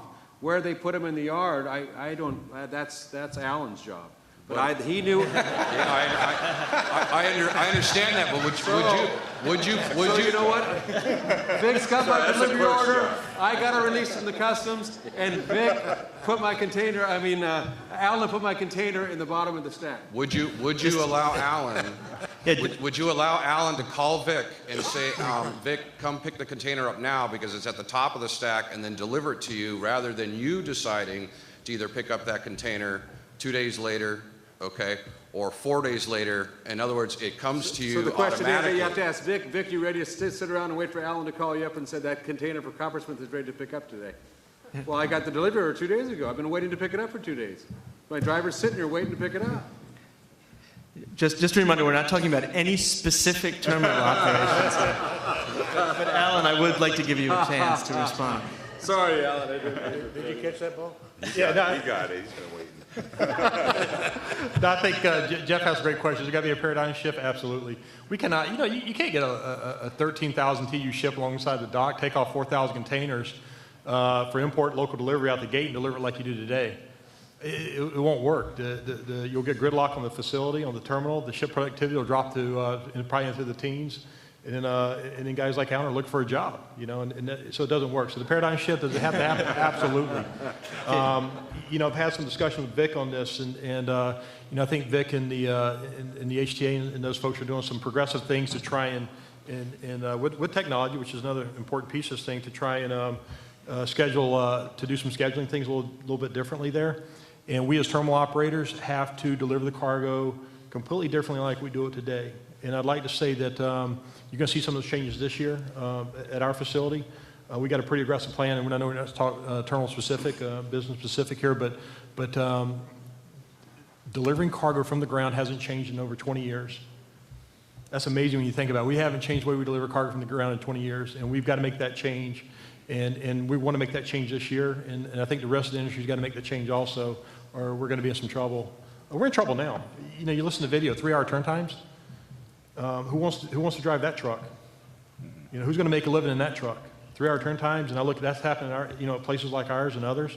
That doesn't work. That doesn't work for any business. So we've got to make that change. We should have made it 5 years ago. So we're late on that, and the paradigm shift does need to happen. We've got a plan to make that happen. I think other terminals, I'm hoping, have maybe a summer thing. But we got to do that, no doubt. Vic, I know you wanted to add something. Jeff, sign me up. I'll take the next container off the stack. But I think there's a middle ground. And one of the things that we've been working on is predictive analytics. And predictive analytics is used pretty extensively throughout our economy. And a good example is airlines. There's technology and software available to really address these issues. And we have the data. We know what's on a ship 10 days before it gets to Southern California. You know, we just have to figure out a way to get all the stakeholders to work together to use the data and make a more efficient system in terms of being able to have the truck there when that container is on top of the stack. That's possible. It can be done. It's just going to take a lot of hard work. Yeah, and Jeff, I think your point a little bit, it gets a little bit more into getting the BCO, that maybe we have to, and I got to be careful how I say this, but I think we got to be a little bit more working, with the truck community, how we direct them on what they pick up, how they pick it up. When we talk to paradigm shift, that's all aspects, right? And there's a huge piece with the customers, with the BCOs to make this thing work. We've got to do a lot of work with that to make that happen. But if I can get folks in the truck community talking about predictive analytics, I know we're heading in the right spot. We're heading in the right direction if that's happening, so I feel pretty good about that. Actually, this question may be more for Fran Inman than anybody else, but we'll see how it works out. But Tom, for the panel, my issue is I don't know who to talk to. This industry is very decentralized, and we're literally spending tens of millions of dollars outside just trying to plan for the movement of your freight through gateway cities. You want to do more transloading in gateway cities, all that stuff is fine. More jobs, it sounds good. The devil's in the details, as I'm fond of saying. If I want to talk to a Harbor Trucking, I go to talk to Mike Johnson. If I want to talk to one terminal, I go talk to Bill Perrette. If I want to talk to one railroad, there's nobody that I can talk to that brings all this together. From Gateway Cities' perspective, Mr. Drummond comes is represented on the Gateway Cities board, and we have 27 cities who are anxious to work with you. But we don't know who to work with. And I would like you to discuss for me an idea of a different framework, talk about a paradigm shift where the logistics industry, the supply chain could come together with representatives who could sit down with gateway cities and help us do the planning in a different way than we were doing before, instead of me having to go one railroad or one person and all this other stuff. It is very frustrating for me to have to do this, and after 10 years, I've had enough. Jerry, call Don Schneider. He's here right now. He's here. I'd like a discussion about a paradigm shift about how you all can come together to talk amongst yourselves, then also talk to the communities as a supply chain. No, that's a good question. Actually, I'd like to start with Roger because there might be some lessons you can share, both positive and negative. Yeah, I think that was the point I was trying to make before. There needs to be a central focus where we can all talk with one another so that the views of the community and others can be expressed and where we can collectively come to some agreements on the direction in which we ought to go. So I think it's really important that there be a central focus of communication. For the logistics industry, who would that be? Well, I think there needs to be one developed. Clearly, there isn't one right now, is there? Anyone else on the panel want to talk about suggestions about where to meet the community? And I think probably the question is on a more regular basis than on a one-off forum like this, which we're happy to provide. But Jerry, the ports have been pretty effective at pulling various stakeholder groups together and getting pretty good representation from industry, on those stakeholder groups. I don't know. I mean, have you tried that? Oh, of course. The ports sit on a lot of our committees and stuff like that. I don't get a big dialogue here, but it's more complicated than the ports. It's the whole supply chain, and I'm trying to figure out right now where that secondary truck trip is going to go after you've been transloaded and how that's going to get to the rail yards in Hobart or whatever. And I don't know who to talk to. I mean, I really don't. And so that industry, the supply chain industry, sometimes you don't even talk to yourselves, to be honest with you. And I don't know who to talk to. And it would be great if we had a panel or a committee of all the supply chain that could work with us on all these different elements so we could understand your industry a whole lot better and do all the planning we're doing. Literally, we are spending tens of millions of dollars to do all this planning for you all, and I still, after 10 years, I still don't know who to talk to. And I actually think as a representative of the educational community on here, I'll take that to heart as well, as it being one of our charges that we need to continue attempting to do, is providing a forum for that dialogue to happen. We've got a question over here. Hi, Terry Silverstein. I'm with Transworld Shipping. I'm an industry pro. I know you, Jeff. For that last guy that made a comment, our industry is totally disconnected on purpose. It's to confuse everybody. Really. So my question is, what I'm seeing a normal trend. It has been building since '09, where our customs exams have totally increased. Port of LA, Port of Long Beach. So most of our BCOs are diverting their cargo to Oakland and Tacoma, Seattle, also Vancouver and Port Rupert. And my question was for Mike and for Alan. Do you guys actually have dialogue with U.S. Customs at the ports of Long Beach and Port of LA? Because the dwell time that our customers go through once the ships are here and containers are grounded, the holdup is based on customs release. Or maybe Jeff can answer this better. But the turn time here at these ports are longer than any other port in the U.S., which is probably why most of our BCOs don't care to bring their cargo here. It's not really per se the cost of pure pass or clean truck. It's the amount of bureaucracy and customs delay. So I do want to know, is there an open dialogue with U.S. Customs at the sister ports here? Go ahead, Alan. I mean, Customs doesn't talk to us too much on the terminals, so unless they need something. So I'm going to defer that to Alan. So.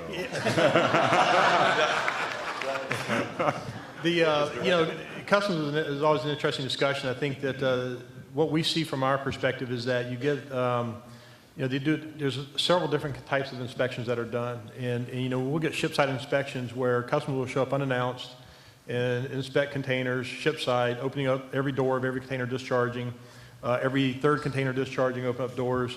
And how do you run an operation like that, especially if you didn't know about it? And part of their deal is they've got to do some surprises on that.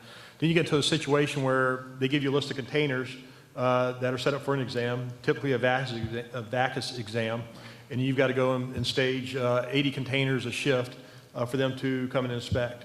And the challenge there is that, and I guess to jump back a little bit, do we talk to Customs every day?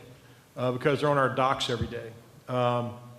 And then what we try to do is have a lot of discussions with them about how to protect commerce while also letting them do their jobs. And there's not a perfect science there. It has not, I don't think it has evolved to the point that it should, that it works like it should. If a terminal gets congested, like we were last year, they'll still say I need 150 containers inspected over the next 24 hours.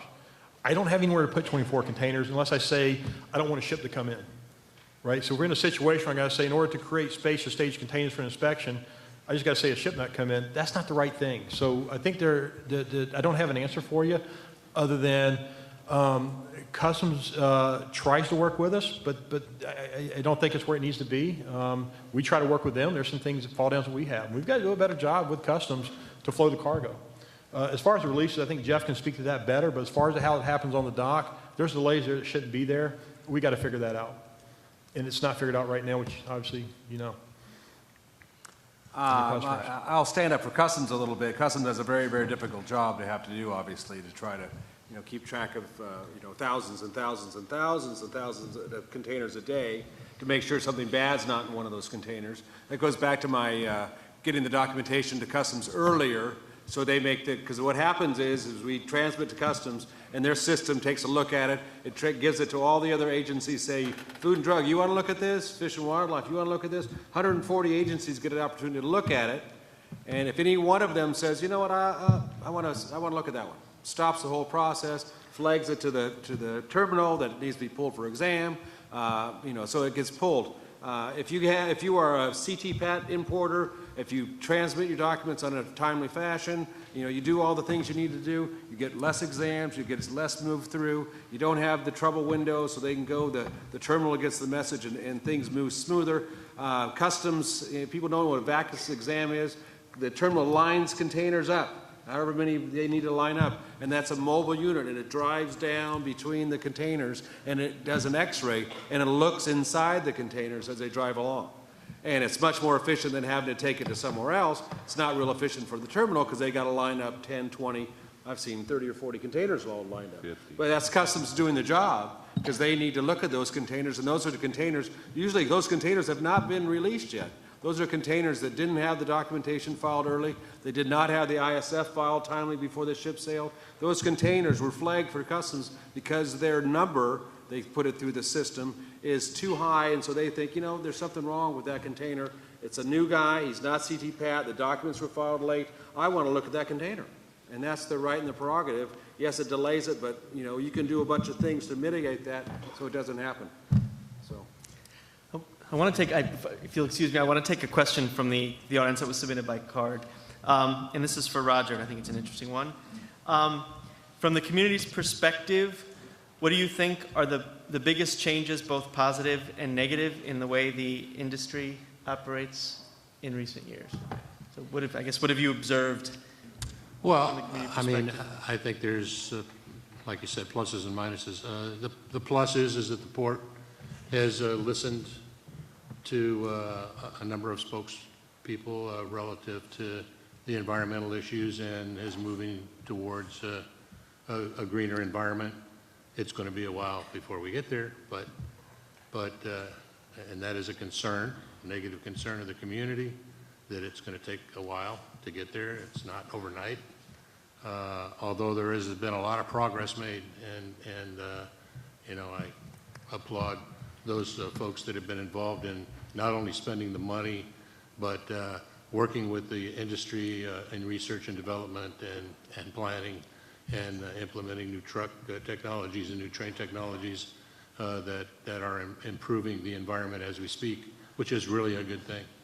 The negative side of that is that it's going to take a long time, and in the meantime, a lot of people are going to suffer.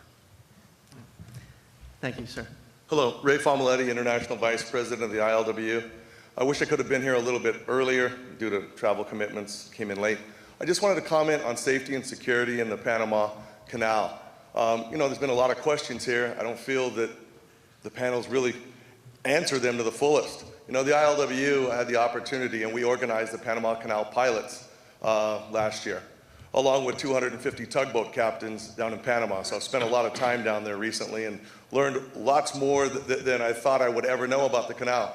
The canal is only going to be able to transit, the new canal, ships 13,500 TEU max, okay? And what changed is, when the Canal Authority put this project together, they didn't talk to the pilots. It's always good to talk to the guys that bring the ships through the canal. The old canal used the mules. They had the locomotives, and they pulled those ships through the canal. The new canal is going to utilize tugs, and they're proposing one tug forward, one tug aft.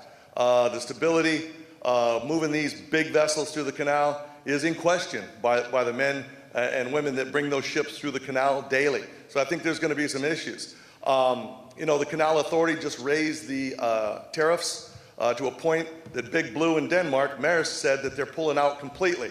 I think it was a good move because they got the canal's attention now, and I think they're back in negotiations to renegotiate the tariffs. We're in an industry that changes every day. Ask Alan in his terminal. He's got a lot of acres. It's constantly hopping. From a security standpoint, the ILW has been eyes and ears in the port for security. We've worked with all the agencies here. Well, now in the canal, I've got the tugboats and the pilots, and fortunately, they let me know what's going on. When Alan's got a captain on a Maersk ship that had too much garlic, he lets me know.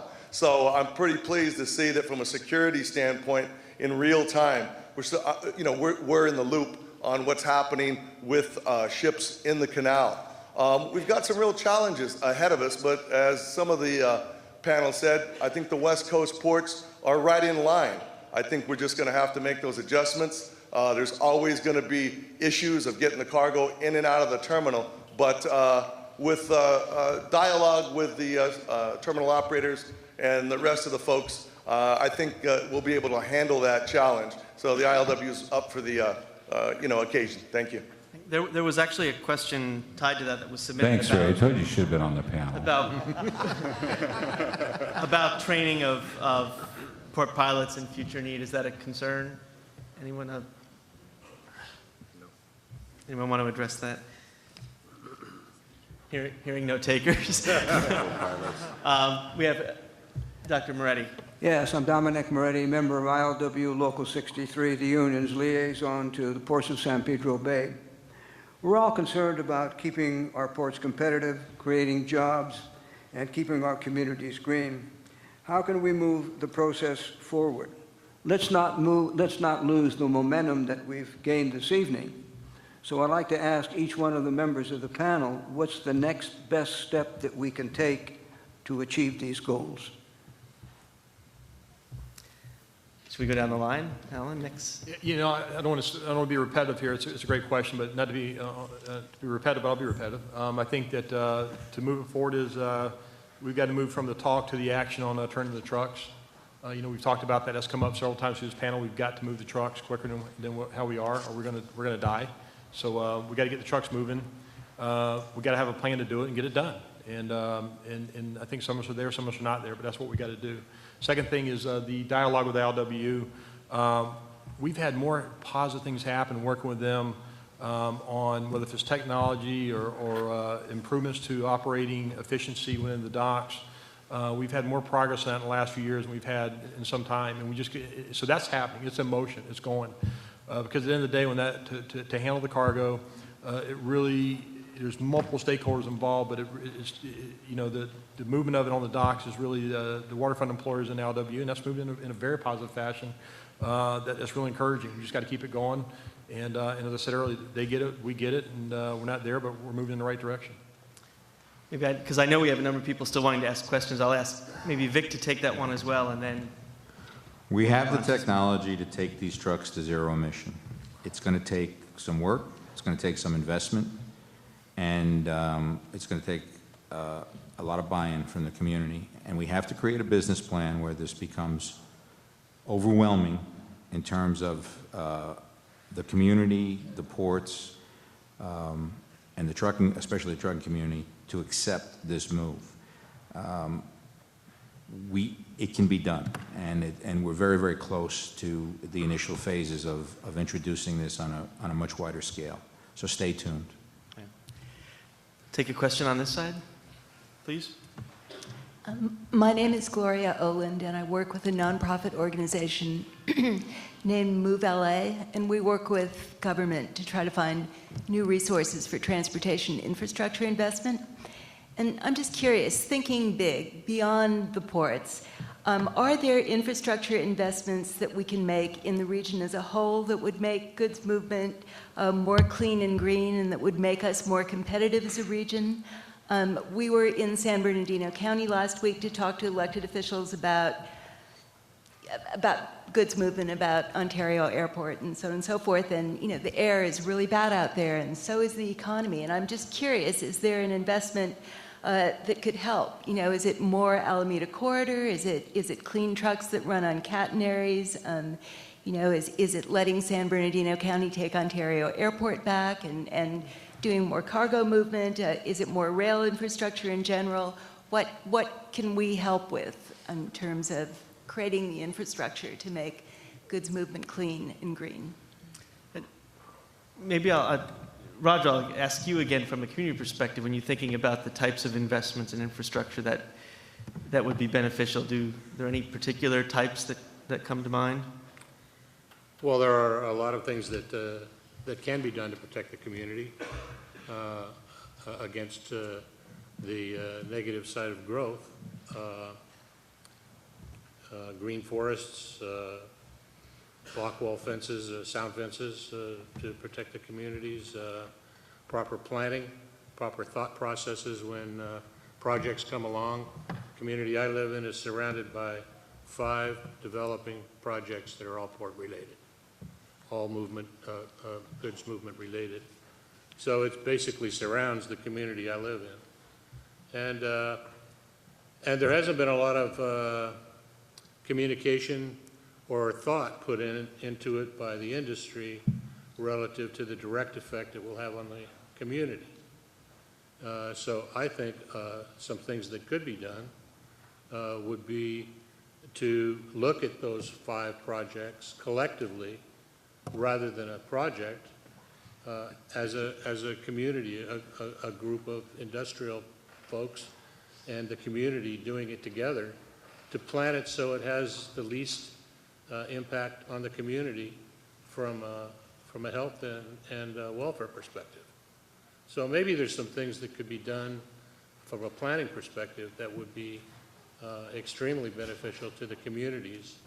And in that process of communication with all the groups, a better method of transportation could come out of that, a more effective and efficient means of transportation than each of these groups doing their own thing. Alan, anything that you can see on the land side that would support the efforts that the port's trying to undertake? You know, I think one of the things, it's an interesting question, but I think one of the things that I see is that I think that the environmental push, probably more inland. You know, I look at everything that's been done on, you got vessels that are slowing down, you got, within, 20 nautical miles of the coast. You've got them using low sulfur. They're going to start hooking up to electrical power. We replace all of our power equipment on the terminals, through CARB mandates. So we've got the most cleanest engines we can get. From a diesel perspective, we're trying to move the diesel to non-diesel, more electrification, which is what AMP does. We've got all these initiatives that I think we're doing. A lot of it driven by the ports, which has been good. And I think that we're leaders as ports compared to a lot of other locations. But again, a lot of those things pertain to the local port complex. And I think the key there, and I'm not the best person to speak on this, but is how are we pushing those initiatives more inland? How are we push them to the inland empire? The clean truck thing, pertains to trucks, moving into port complex, as I understand it. Now, I don't know, if it applies once it moves past that. So I think that it's just getting all the progression that the ports have done, the stakeholders in the ports, the terminal operators, the trucking community, everybody. I think it's just taking that further. And I don't know what those are. On this side. I stay by the coast a lot, so I don't go there much. So, yeah. Good evening. My name's Larry Lloyd Jr. I'm a 4th generation longshoreman and current casual down in LA Long Beach area. First, I'd like to thank the CITT for putting on this event tonight, and moderator Mr. O'Brien for doing a fine job here. My question is directed at Alan. Sorry, I know you bear the brunt of most of these questions, but your position as a management of a terminal operators, very many duties there. But my question has to do with the efficiency and competitiveness. That goes along with the overall theme of this event. I understand that you guys are making investments, in the Middle Harbor project, rail, automation. My question to you is, do you support a highly skilled workforce of longshoremen that move these goods? I understand, you and another gentleman were talking about, increasing gangs from 5 to 10, which would be more manning, more congestion in the terminal. A highly skilled, UTR drivers needed to navigate through the terminal, I would think is necessary. For example, I had the pleasure of working at your terminal yesterday. I want to say for the past 3 years, over 400 jobs a day have been going down to the casual hall. Casuals are, for those of you that don't know, they're part-time longshore workers taking leftover union jobs. Many of these casuals work once every month or once every 2 months. They're really not skilled. You have a couple of them that are, but most of them aren't. For example, we have 2 more questions after yours. I just want to make sure we get. Yeah, I'm getting to it right now. Sorry. So just for example, yesterday, I was underneath the crane. We were waiting for about 2 casuals bringing loads. They took about 10 to 20 minutes to bring the load back where, you know, as a skilled driver, it wouldn't have taken that long. I would estimate you probably lost about 5 to 10 moves that day. We'll multiply that by every day, meaning, so my point is, getting you know, out of that 400 jobs that go down to the casual hall every day, do you support getting more of a highly skilled, trained workforce to get registered to take those jobs? Okay, thank you. Yeah, let me say, there's 2 points I want to make on this one. First is that on the West Coast, up and down the West Coast, especially Southern California, we're one of the few workforces in the global shipping industry that we have what we kind of term a transient workforce, right? So 80% of the workforce that comes to our facility any given day, and this is standing through the harbor, doesn't work there on a regular basis, right? So you've got folks that have worked for one of our competitors yesterday, they work for me today, and I work for one of my other competitors tomorrow. We're competing against we're competing against East Coast and other locations. They have the same person coming to that job every day, okay? So one of the challenges that we have out here is the fact that we have this workforce that's not, that's not dedicated to our place. And there's reasons for that. And we've talked with the union about that, and they've got a hiring hall, and we respect that, and we understand that. But the sheer fact that you've got to, whether if it's a registered person or a casual person, that you have to train that person in your particular operation on any given shift is a problem that ourselves and LW have to figure out how to address that. Respecting their hiring hall, respecting the fact that we need to improve the efficiency of our facility, we've got to fix that. And there's several solutions that have been talked about. I don't know which one the right one is, but that's got to be fixed. The second point I want to make is that we've got to train the workforce better. And again, this is, whether it's registered or casual, the workforce, we don't, as a group of waterfront employers, we don't do enough training. And we've got to fix that. One of the reasons that we don't is that the dispatch process doesn't mean that I can go train you how to drive a UTR better, but you might not take a UTR job. You might take another job that we didn't train you for. So we've got to fix this training as waterfront employers and as a union to where we can train you better, because we need better trained people, and then we got to make sure we get them dispatched to the jobs they've been trained in. And again, that's a big ticket item that we've got to fix, and if we're going to be competitive, we've got to get that one done. And I want Mike to address that as well, and then we'll take, we have time for one more question. So. Yeah, and I wanted to address that too, Larry. And I've talked about this in other forums. For me, a trained workforce is a great workforce. And the problem that we have, and I'm going to be honest with you, and I didn't want to get into a point-counterpoint discussion, but is a casual workforce, like Larry knows, is a part-time workforce that only works once in a while, and I think it's imperative that the employers, and I do know they understand, but there's reasons why the employers have a casual workforce. But for the foremen that are here, they know what it's like. For the clerks that are here, the supervisors, when you have a casual that shows up and doesn't work all the time and might not drive a UTR for a month, and you got to go through a training process, it holds up the productivity of that terminal, because you got to take the time to retrain the guy, reteach him. So from the union standpoint, we're not really in favor of a casual workforce. We think a better trained workforce who's there every day, who has the opportunity to go down every day, is going to be a better workforce. So hopefully we get there. Thanks, Mike. Okay, last question before I call Dr. Giuliano back up to tell us, help synthesize and review what we've learned. So thank you. I'm Stephanie Esparza. I work with NYK Line in their sales department, but my question's more just for my personal curiosity with the recent heat wave, or just the heat that we've had. I know that there's a push for green, especially with shoreline, cold power, or however that phrase is. Cold ironing? Cold ironing, thank you. I had it and I'm a little bit nervous, sorry. But with the balance between efficiency and green push, are there actions or plans for the coming summer, needs for electricity versus the new push for shoreline power, green power? Who wants to? Vic, you want to try that? There's all of the power companies in Southern California are very in tune what's happening with the port.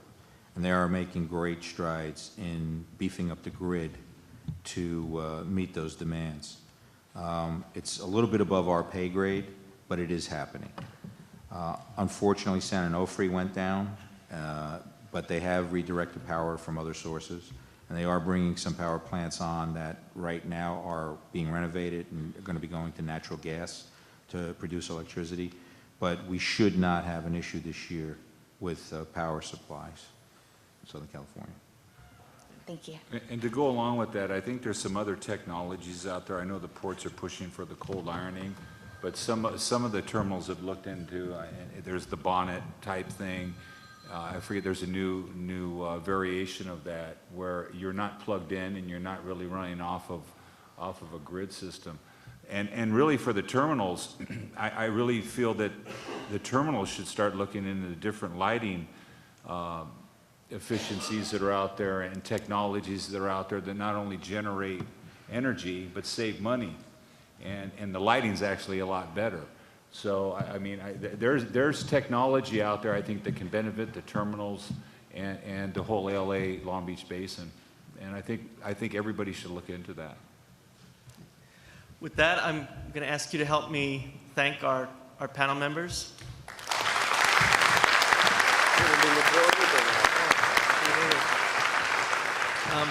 And sort of to get a sense of sort of what we maybe collectively learned or gathered tonight, I'm going to turn it over to close to Dr. Jen Giuliano again.